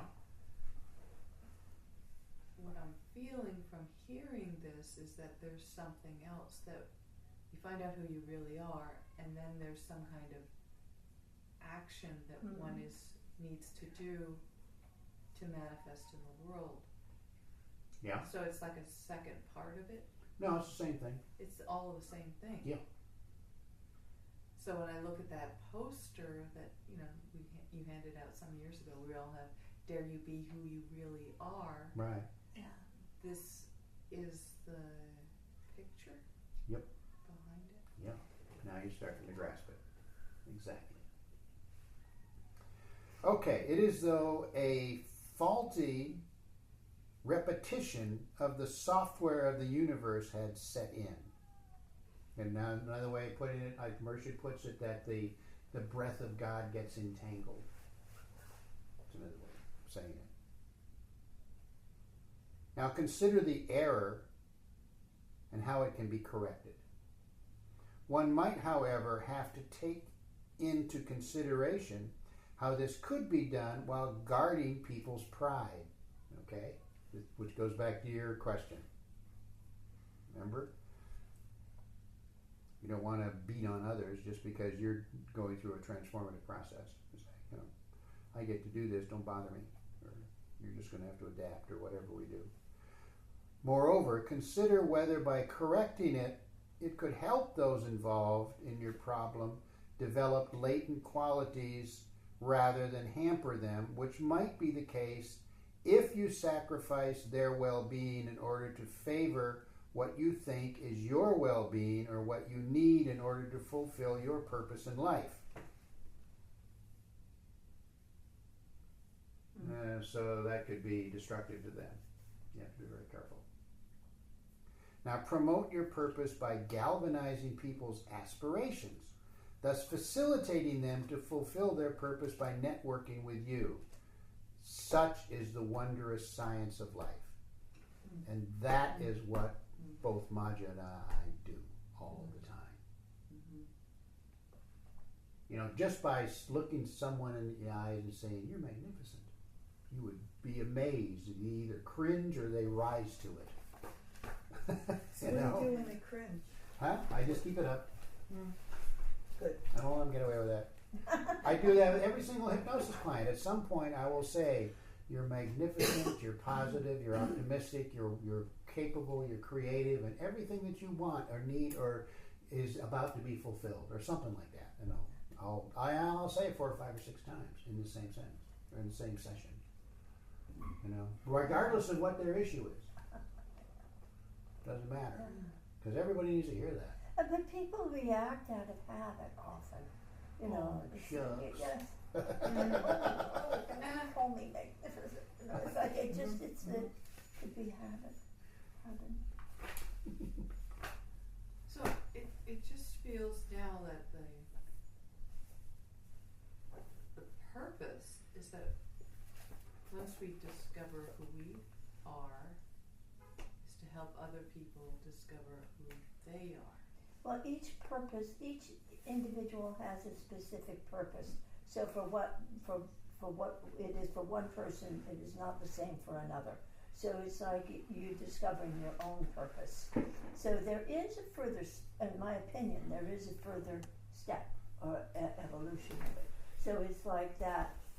So that purpose, even coming into existence, is not only recognizing what you have come from, what the essence of your being is, but further and expanding it or further, taking it a step further somehow. So, And there are so many. that's my opinion. There are quite a few people who, you know, since they were very young children, they know this is my life's work, Yeah. but they may not have any strong spiritual awareness of who they are. Doesn't matter. Doesn't matter. They know. So Not everybody does what one we do. one is not really contingent upon the other. No, not at all. So it's like two different things that are going on. Well, No, it's the same thing. it's It's the just same thing. you know, Yeah. it's a matter of what your job is. It comes about consciously or unconsciously. Yeah. It's like, you know, it's like, Okay, let's do you know, okay. noon prayers.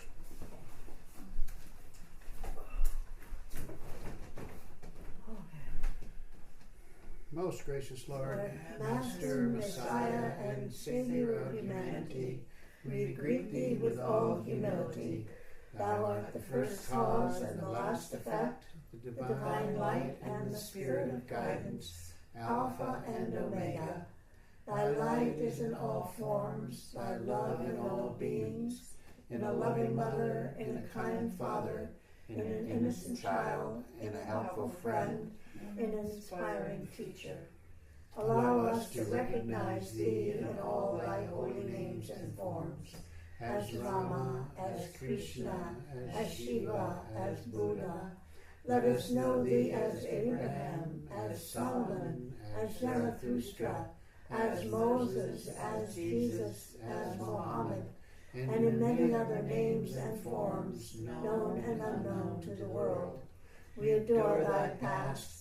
Thy presence deeply enlightens our being, and we look for Thy blessing in the future. O Messenger, Christ, now be the Rasul of God, Thou whose heart constantly reaches upward. Thou comest on earth with a message as a dove from above when Dharma decays, and speakest the word that is put into Thy mouth as the light filleth the crescent moon. Let the star of the divine light shining in Thy heart be reflected in the hearts of Thy devotees. May the message of God reach far and wide, illuminating and making the whole of humanity as one single family in the parenthood of God. Pour upon us Thy love and Thy light. Pour upon us Thy love and Thy light. Pour upon us Thy love and Thy light. Pour upon us Thy love and Thy light. Pour upon us Thy love and Thy light. Pour upon us Thy love and Thy light. Pour upon us Thy love and Thy light. Pour upon us Thy love and Thy light. Pour upon us Thy love and Thy light. Pour upon us Thy love and Thy light. Pour upon us Thy love and Thy light. A torch in the darkness, a staff during my weakness, a rock in the weariness of life. Thou, my Master, makest earth a paradise. Thy thought giveth me unearthly joy. Thy light illuminateth my life's path. Thy words inspire me with divine wisdom. I follow in Thy footsteps, which lead me to the eternal goal. Comforter of the broken-hearted, support of those in need, friend of the lovers of truth, blessed Master, Thou art the prophet of God. Amen. Amen.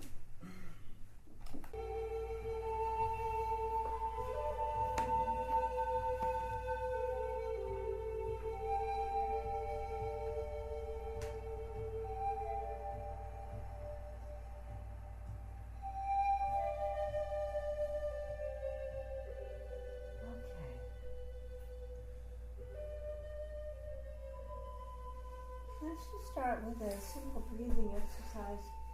It's one of the given by Murshid to one of his students, and it's a little different from what we normally do. So you can use the yoga practice. Breathe in and out the left nostril 10 times, thinking, this is healing my body. Just kind of a normal breath, too.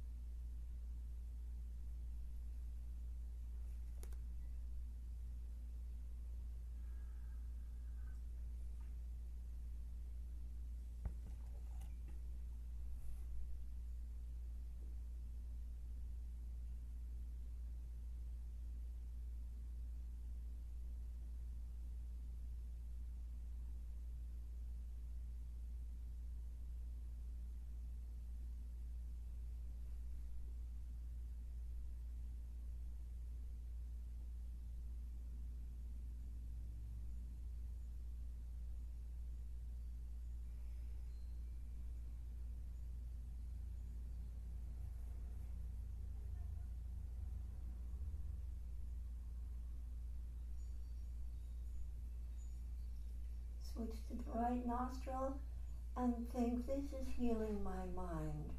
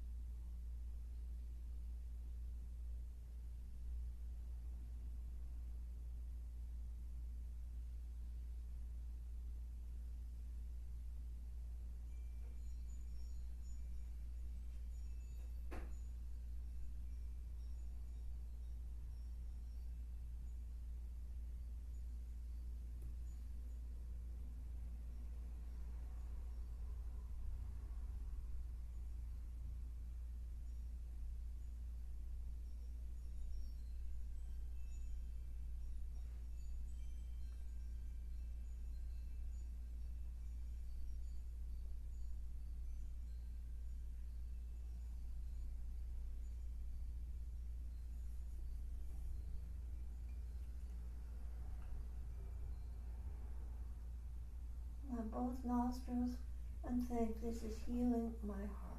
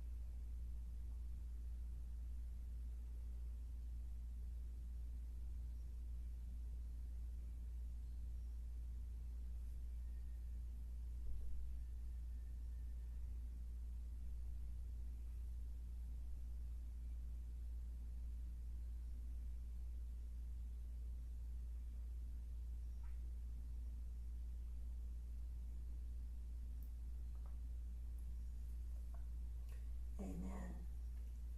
Sometimes after such complex metaphysics and ideas that were earlier presented, it's good to come back to something very simple, and very purifying. Very helpful.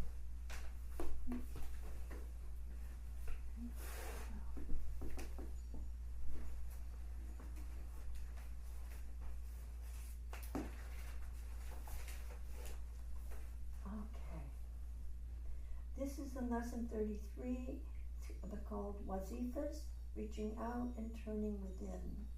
Okay. Now, I want you to experience very clearly the contrast between the joy of reaching out and the peace of turning within. And then, a peace beyond understanding, a freedom that one experiences when one turns within. And we need both. But if we want to find our divine inheritance, then it is helpful to turn within. If we want to express it, we turn outwards.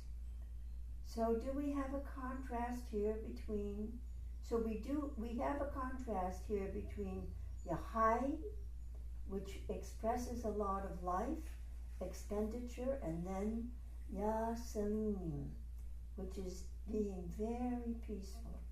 So let's practice this. So instead of the Yahai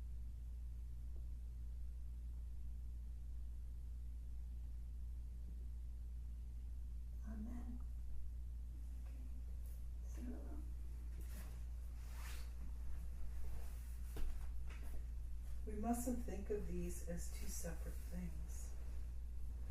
The joy arises out of peace, a peace that's very powerful.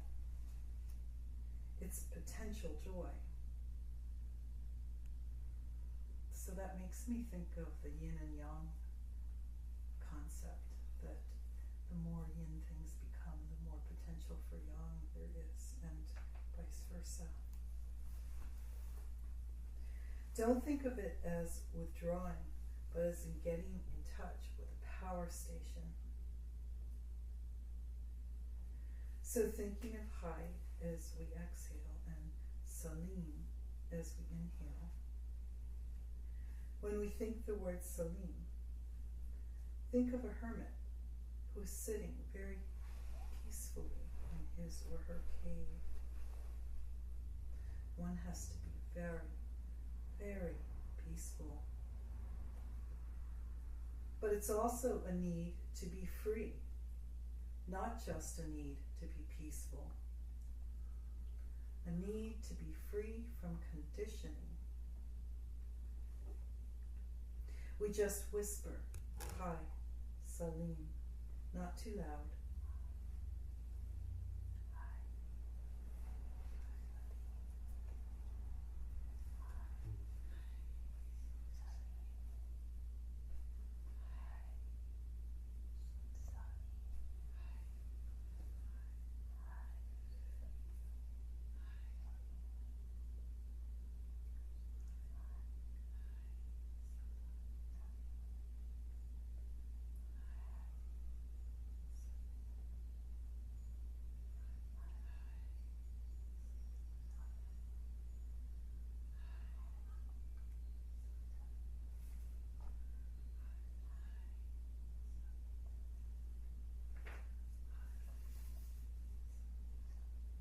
Amen. All right, now do it without saying the words. Just think the words as you exhale and then inhale.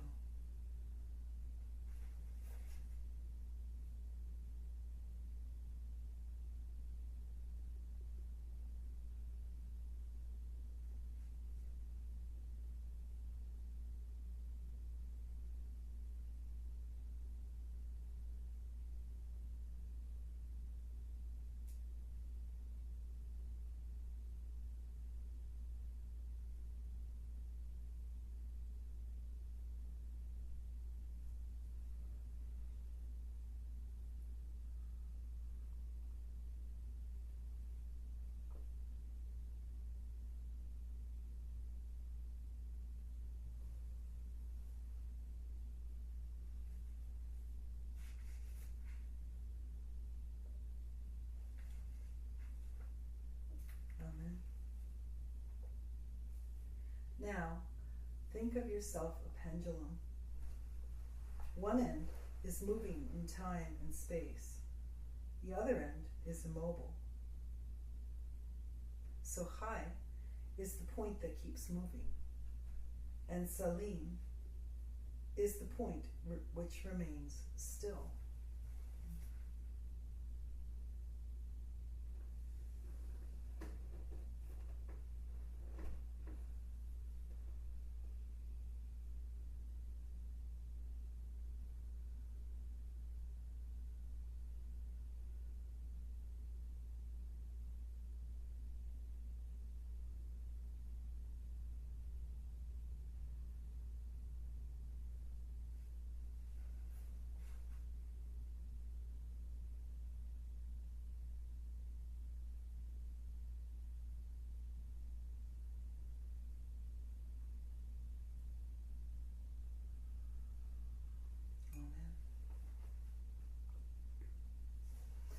Ask how that was for people? Sure. Ask. Sure. Does anybody have I really like that. the pendulum idea? Yeah. Yeah. Keep thinking of Foucault's pendulum. Sounds great. Pops into my head. I got nauseous Did you? because I was trying to do both Flip the back and forth. inhalation, exhalation, and see both, and I kept going. So then I thought, all right, I'm going to disassociate the breath practice and just try to be the two Mhm. parts of the pendulum. Were we trying to be both parts at once? You kinda, yeah. I think later on he says to flip back and forth. Doesn't he in the next paragraph? Well, then we start holding our breath. Okay. Yeah. And what did you say? Whose pendulum? Foucault's pendulum. Oh, You know, Museum of Natural History, I think, in Yeah. Washington, they have it. Oh yeah. A big long thing. that supposedly has perpetual motion. No, it doesn't. They have little magnets at the top. Oh. You know, you have to actually, otherwise it's eventually just air pressure will Make it stop. make it stop. Yeah. There was a book by Or somebody- Umberto Eco. About No, Foucault. no. Stalking the Wild Pendulum. Oh, that was earlier. Right. Yeah. Mm. Yeah, one of those trying to make physics understandable books. I think Mhm. it's very peaceful. Yeah, Very peaceful. it was once I stopped rushing back and forth. Okay.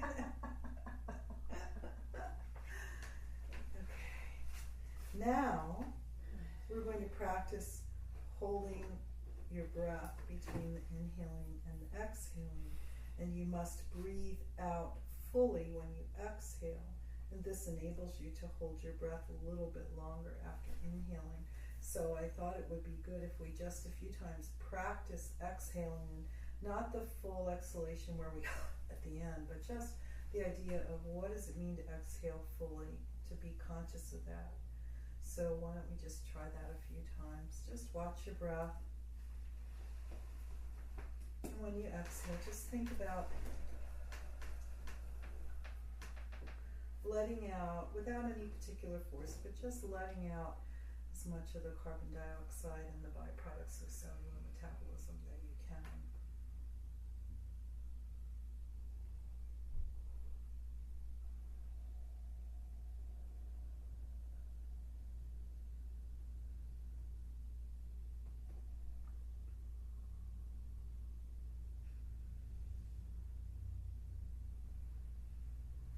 So how's everybody with that? Okay. Is that with each breath? Yeah. Yeah. But I remember Sawyer teaching that if you start to get lightheaded on a breath practice, to just take a break from it and do a couple of normal breaths and then Mhm. return to the practice. Yeah. Yeah, you So- don't want to get spacey. No. So I'll say again that we're going to hold our breath between the inhaling and the exhaling, and we must breathe out fully when we exhale, which will enable us to hold our breath longer after inhaling. And during the time when you are holding the breath, roll your eyeballs upward and curl your tongue, pressing the bottom of the tongue against the palate while you're holding your breath. So I asked Majida, what do they mean by the bottom of the tongue? Because I was thinking the base of the tongue versus the tip. But they really mean the underside of the tongue. So you completely curl the tongue into the center of the palate. And if you can get farther back, you can go where the hard palate and the soft palate meet. Is there a count to the breath and Um, holding? Not in this one. Okay. Oh, and I want to accentuate because he doesn't say it there, and I thought of it as I was reading it, that you always want to hold the breath after the inhale, never after the exhale. Right. Okay. Thank you. Just do it where it's comfortable. So if you're too uncomfortable holding the breath, don't strain yourself whatsoever. Okay. Yeah. So, Yeah, because they don't say a count, Yeah. which often they do. mhm. Mm-hmm.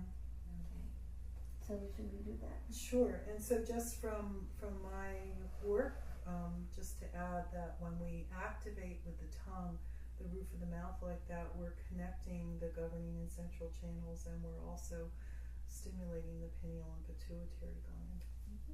Okay. So when you exhale, you bring your eyeballs and tongue into their ordinary position.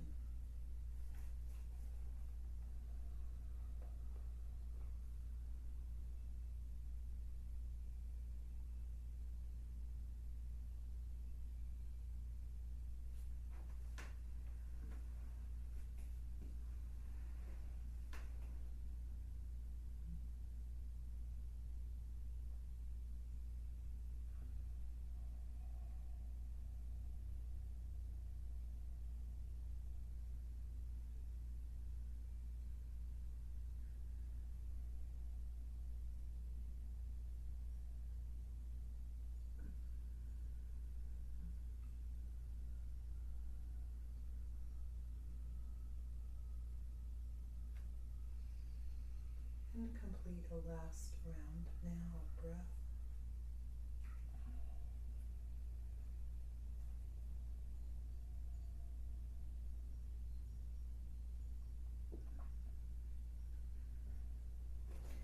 While you inhale, be aware of the motion of the pendulum.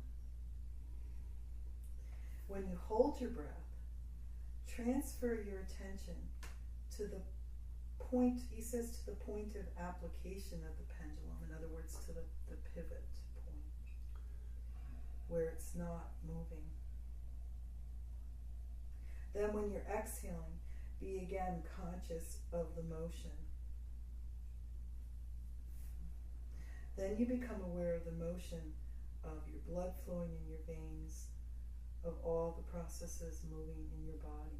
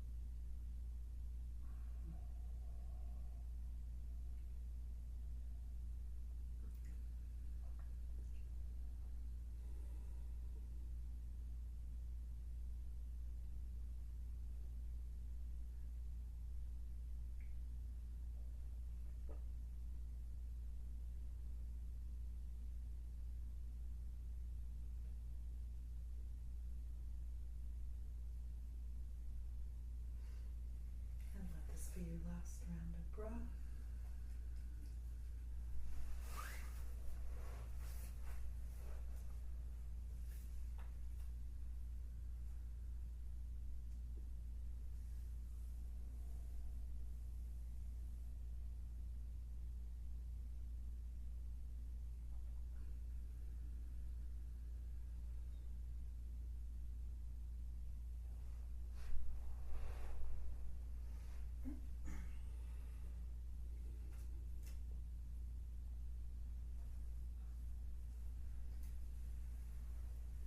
So how was that? Nice.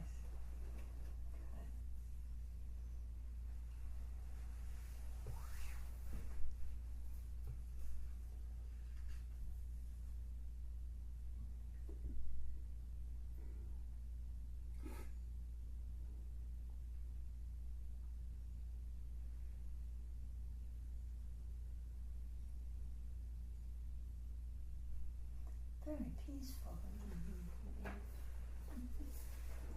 So, is it the whole process of the breath in, the breath out, and then the holding with the placement on the roof that Just when you hold your breath. right, with the holding and the Mhm. placement that activates the central and governing and No. penile, No, or is it's it just generally the holding? In Qigong, it's generally said that when you touch the tongue to the roof of the mouth, you're connecting the two.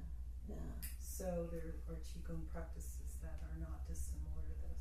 But also with the practice kasab, you're breathing in the right nostril, and even that, because it comes, from the base of your spine up, it activates the pineal gland and the pituitary. Okay, so the breath does have its effect, and then the placement of the tongue and the eyeballs is extra. That's it, yeah. On the hold. And kasab, do you do a hold Kasab, Yeah, yes. absolutely. Yeah. Oh, yeah. with each Mm-hmm. Mm-hmm. inhale? Mm-hmm. I've been doing it. And when you hold your breath, you think of the continuity beyond change.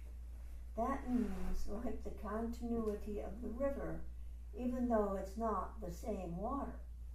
So if you were concentrating on one of the atoms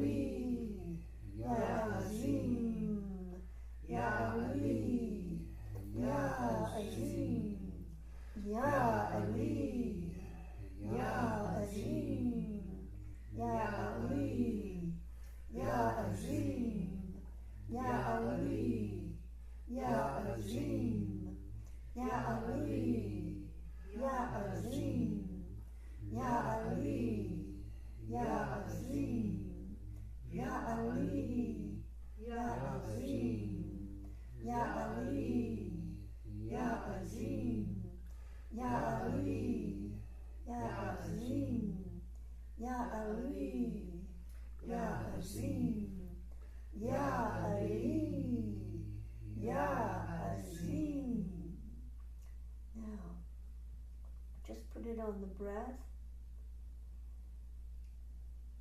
Ali on the inhalation. Ali on the exhalation. No, Ya Ali on the inhalation, Ya Azim on the exhalation. Okay. Oh, Yeah. yeah, that's right. Yeah. I'm sorry. Okay. All right.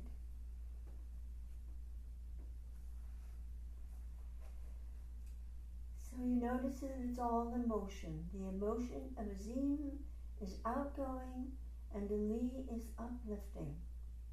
So now as you exhale Azim and inhale Ali, say them softly and breathe very, very slowly. Remember once more that you're getting into the consciousness of a contemplative. So just you can just whisper it, okay? And if you have an experience and you want to stop, just stop and feel it. There's nothing that says that you have to continue doing the practice as long as I'm doing it, all right?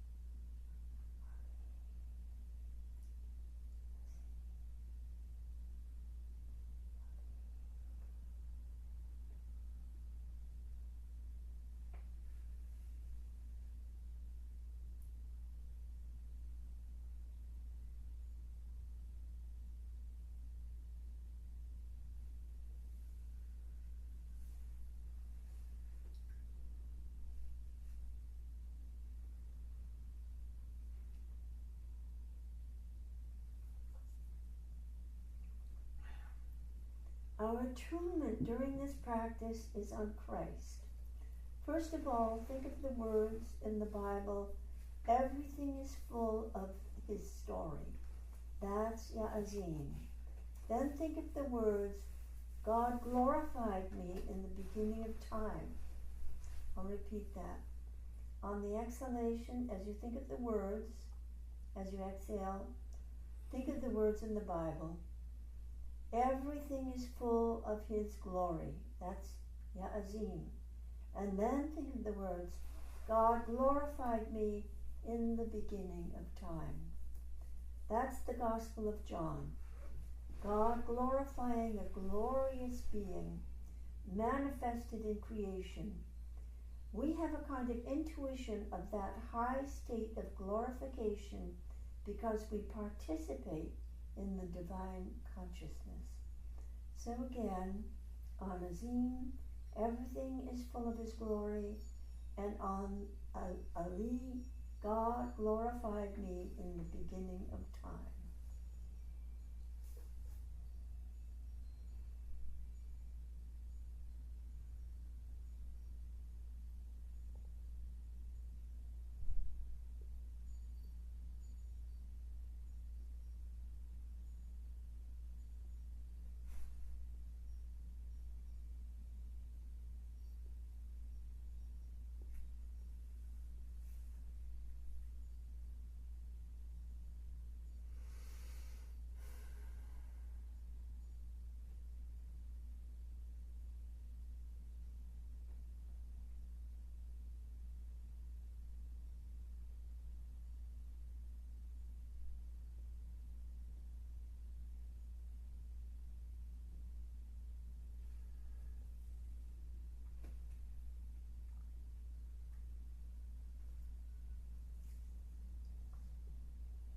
Just be quiet and think of Christ.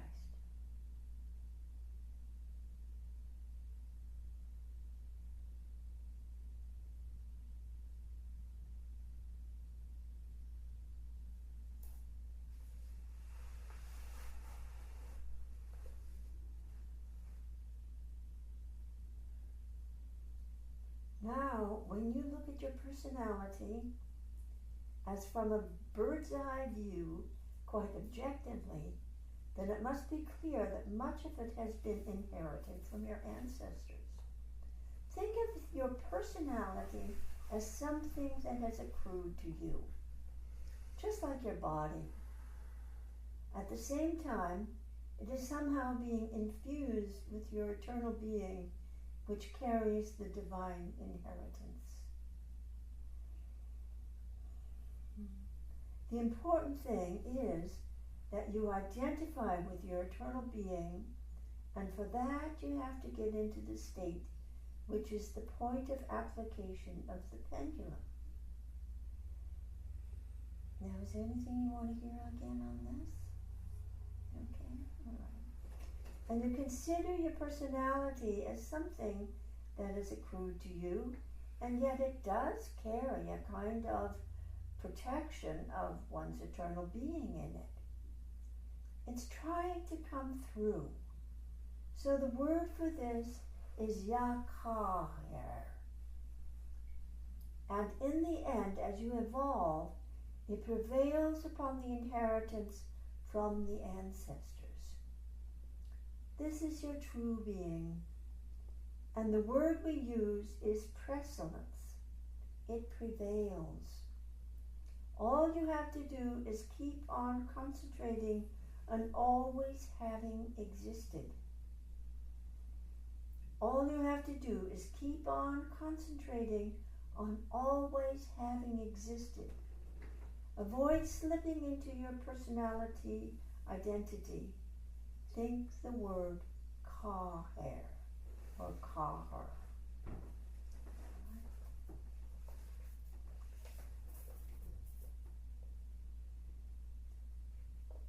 So just think of that, Kahar. You can think of it on the inhalation.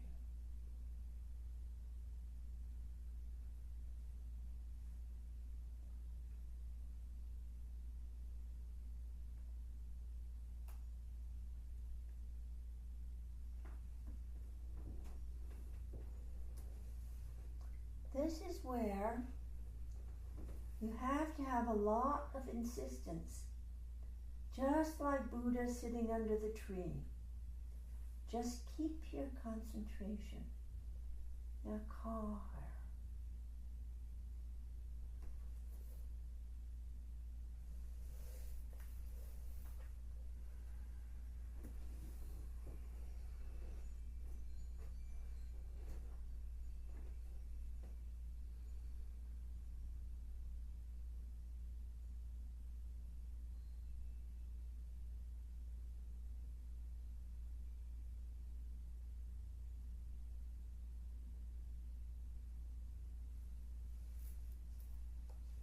If it's helpful, think that you're now becoming aware of a very high level of your being because you exist on several different levels. You don't lose contact with your personality, but it seems like a projection of your being. So you can observe your personality objectively only if you don't identify with it.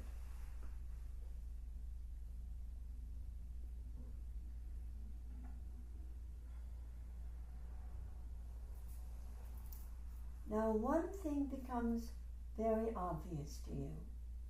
That is that your eternal being is of the nature of splendor, and therefore belongs to a level of reality that is pure splendor, out of which the whole existence seems to have sprung. So that word is Yamajid. The accent is on the A, Majid. If you like to think of the word majesty, that's helpful. It's good to associate those two words, Yakahar, Yamajid. Okay, let's just do those two. Can we just read just the definition of each of them again, the one sentence for each of them? Sure. Thanks. Okay, so, 1 second.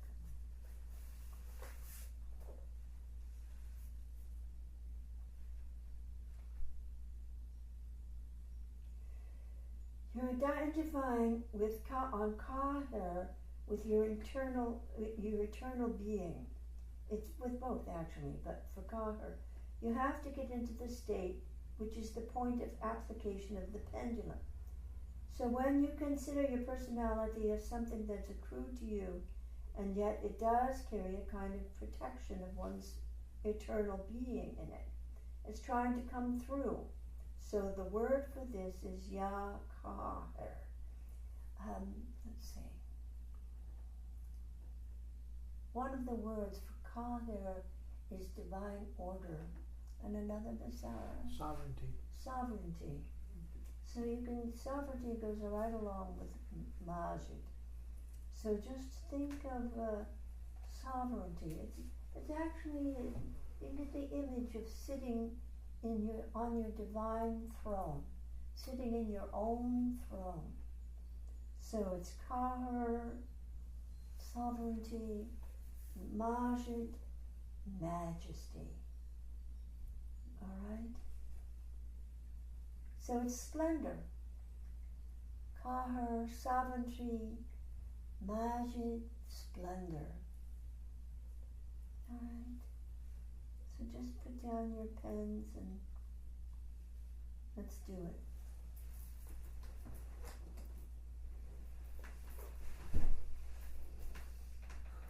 Yakar, Yakar, Majid, Yakar, Yamajid, Yakar, Yamajid, Yakar, Yamajid, Yakar, Yamajid, Yakar, Yamajid, Yakar, Yamajid, Yakar, Yamajid, Yakar, Yamajid, Yakar, Yamajid.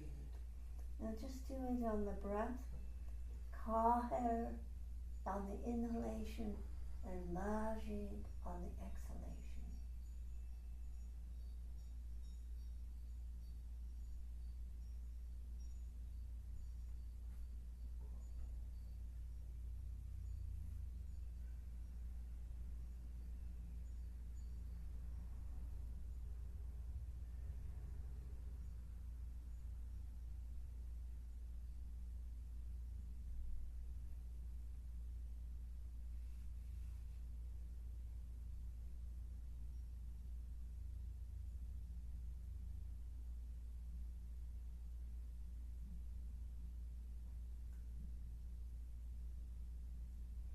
Majid has a connotation of tremendous splendor, just an excess of bounty.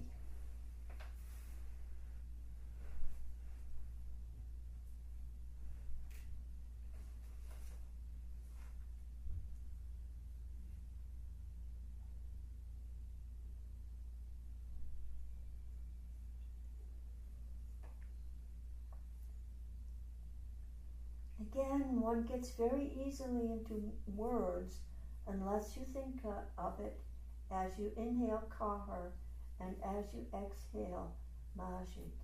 It might be easier to concentrate on the meaning if we do it out loud. Also remember the attunement. So again, let's do it out loud for a few times. You can do it at your own pace. You don't have to do it at mine. See how that feels. Ya Kaher, Ya Majid, Ya Kaher, Ya Majid, Ya Kaher, Ya Majid, Ya Kaher, Ya Majid. And stop for a while and see how it feels. See what it's like.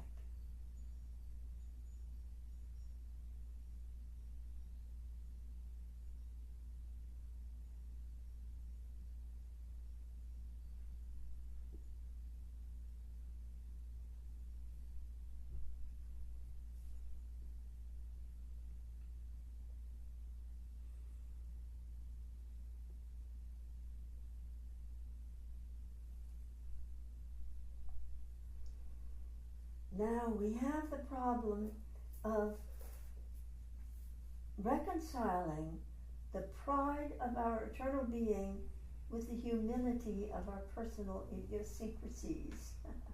On the one hand, how great is the glory that I'm invested with, and the other is, how inadequately do I manifest it because I've gotten into habits through conditioning, and yet the personality is able to allow that splendor to come through.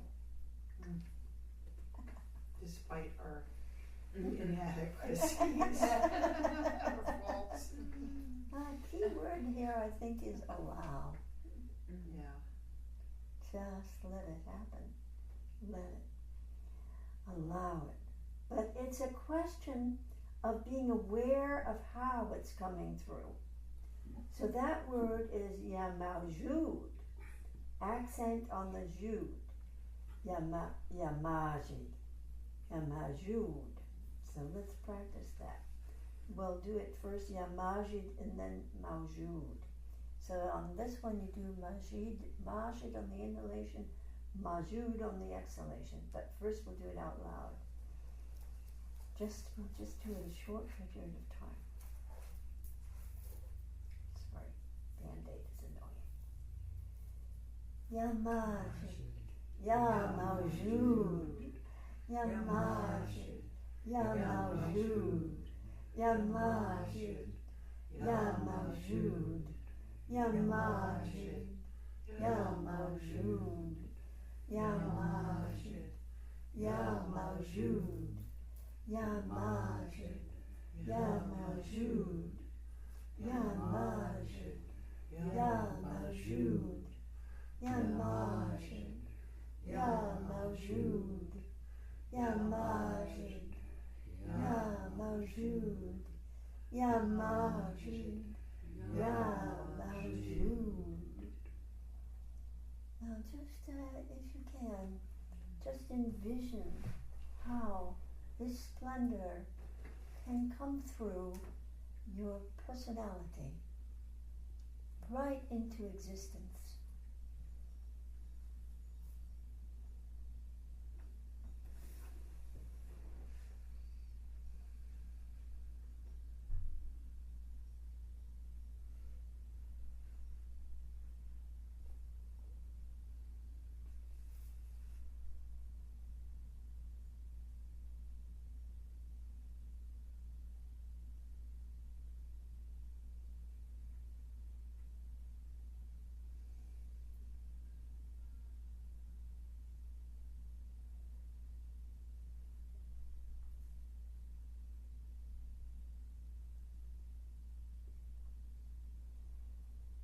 Now it must be obvious to us that the whole purpose of our existence is to manifest and to actuate the splendor of our divine inheritance. That's Maujud. God comes in us, God becomes in us a reality. God becomes in us a reality. So we should do it on the breath, thinking you can be more aware of the meaning. We bring it through as mastery.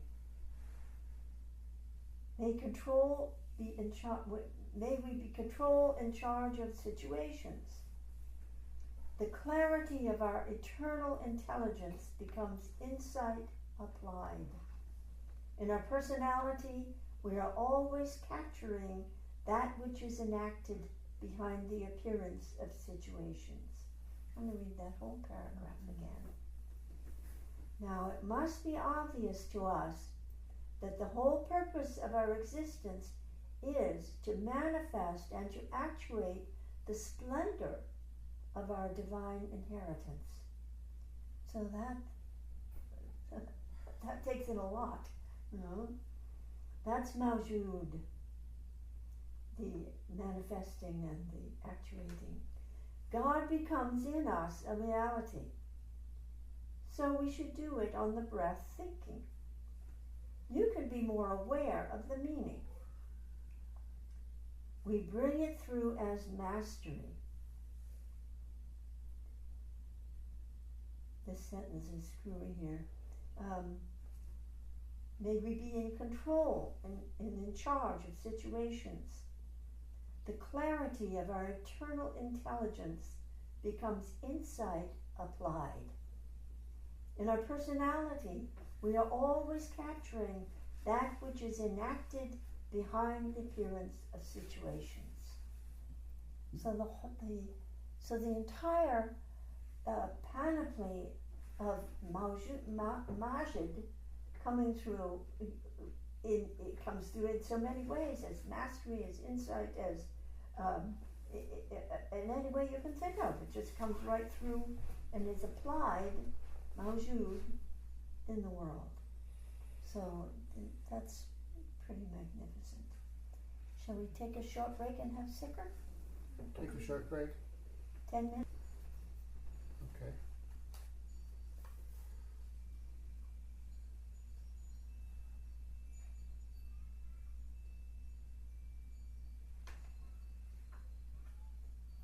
Good. Oh, okay. I just thought I'd fit them in someplace. Oh. This is not poetry, but prose. And this is Rumi. There is one thing in this world which you must never forget to do. If you forget everything else and not this, there's nothing to worry about. But if you remember everything else and forget this, then you will have done nothing in your life. It's as if a king has sent you to some country to do a task, and you perform 100 other tasks, but not the one he sent you to do. So human beings come into this world to do particular work. This work is the purpose, and each is specific to the person. If you don't do it, it's as though a priceless Indian sword were used to slice rotten meat. It's a golden bowl being used to cook turnips. When one filing from the bowl could buy 100 suitable pots, it's like a knife of the finest tempering nailed into a wall to hang things on. You say, but look, I'm using the dagger. It's not lying idle. Do you hear how ludicrous that sounds? For a penny, an iron nail could be bought to serve that for that. You say, but I spend my energies on lofty enterprises. I study jurisprudence and philosophy and logic and astronomy and medicine and all the rest. But consider why you do these things. They're all branches of yourself. Remember the deep root of your being, the presence of your Lord. Give your life to the one who already owns your breath and your moments. If you don't, you will be exactly like the man who takes a precious dagger and hammers it into his kitchen wall for a peg to hold up his dipper gourd. You'll be wasting valuable keenness and foolishly ignoring your dignity and your purpose. Okay?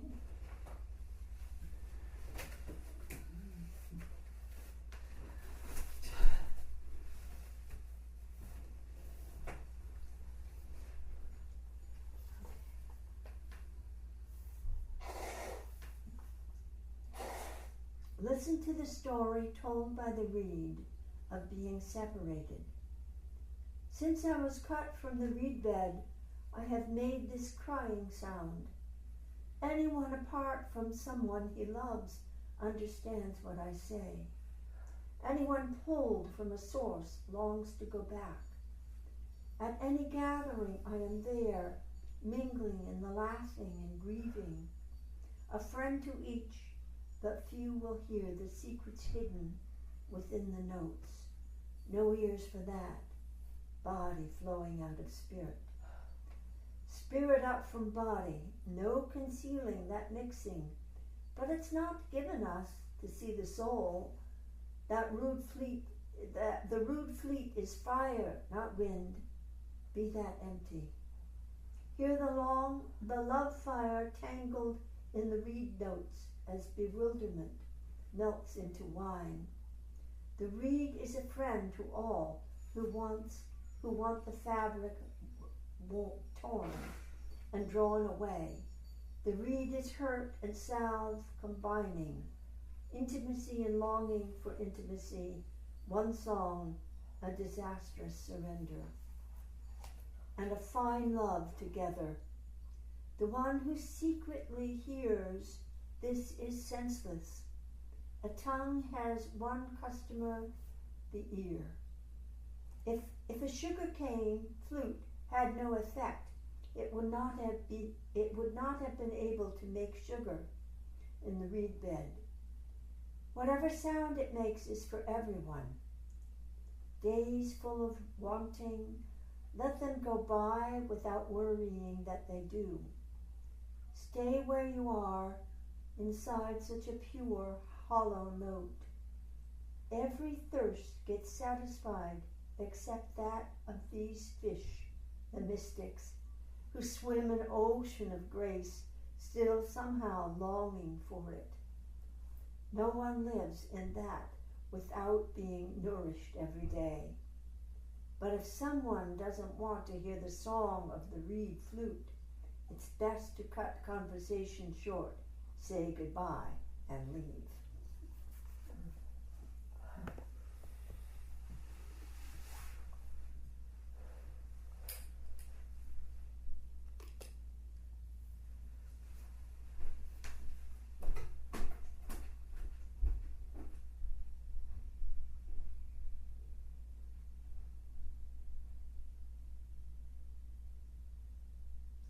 Okay, settle your breath.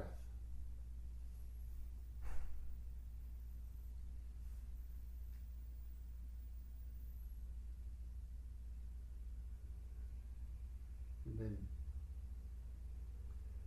using the breath all day to concentrate, to focus, as a vehicle for understanding even. But for now, just settle it so it's flowing in and out.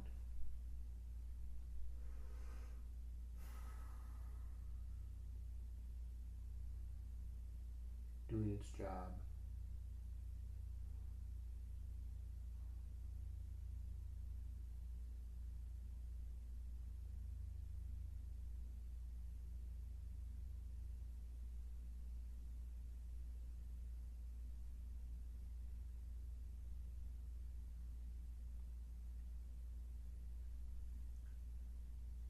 We've been given this marvelous machine to wander about in.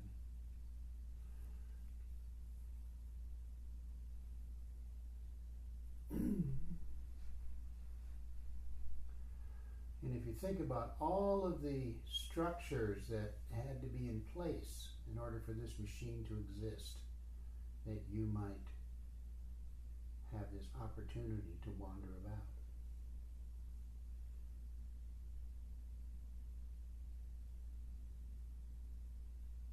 Becomes a thing of amazing magnificence. And if that universe went to all of that trouble just to create this machine for you to wander about in, what does that say about you? Does that mean that you're puny, unimportant, with no reason other than just that you exist?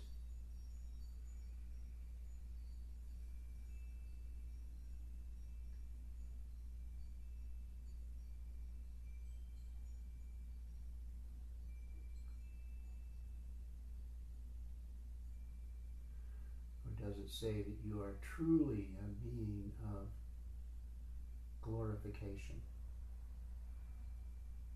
That all of this trouble and all of these millions of years that went into formulating this machine, that it might be available just for you. Isn't that amazing?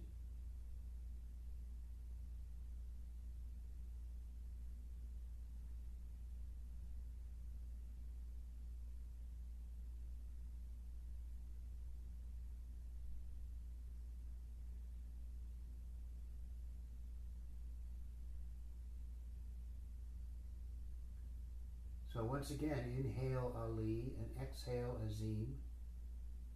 And instead of thinking of things as somehow something you're reaching for, think of this as your, not only your right, but it's your genuine responsibility to recognize who you truly are. Ali in and Azim out.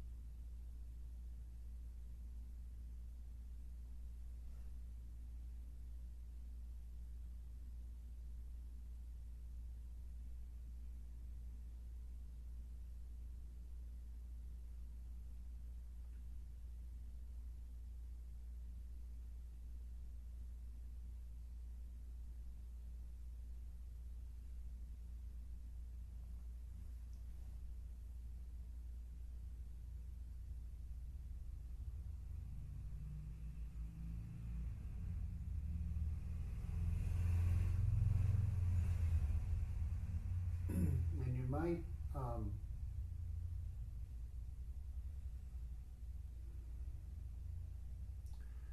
visualize, if you will, one of those magnificent images that we get from the Hubble telescope, looking into the universe.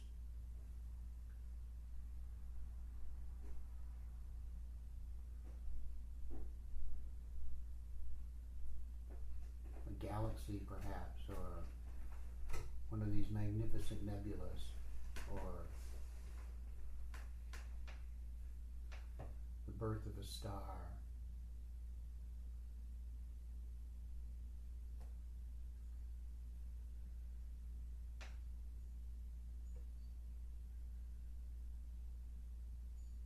And then think Har as you inhale. The sovereignty of divine intent exploding and creating the universe that you might experience this magnificence.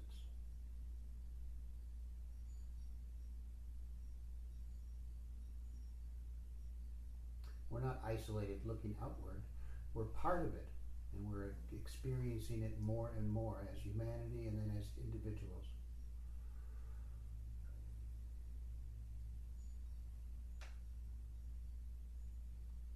Qahar, Mawjud.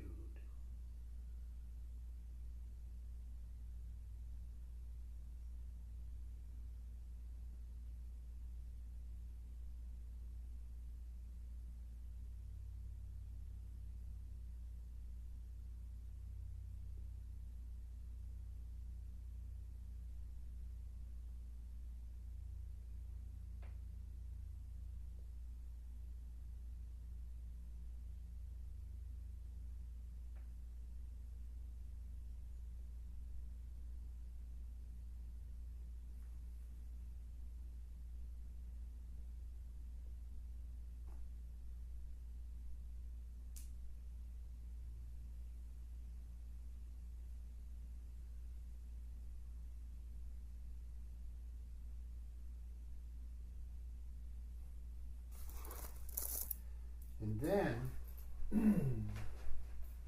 having done all that and still feeling this sense of, I don't know, separation, I suppose. It's natural to us because we identify so closely with our physicality.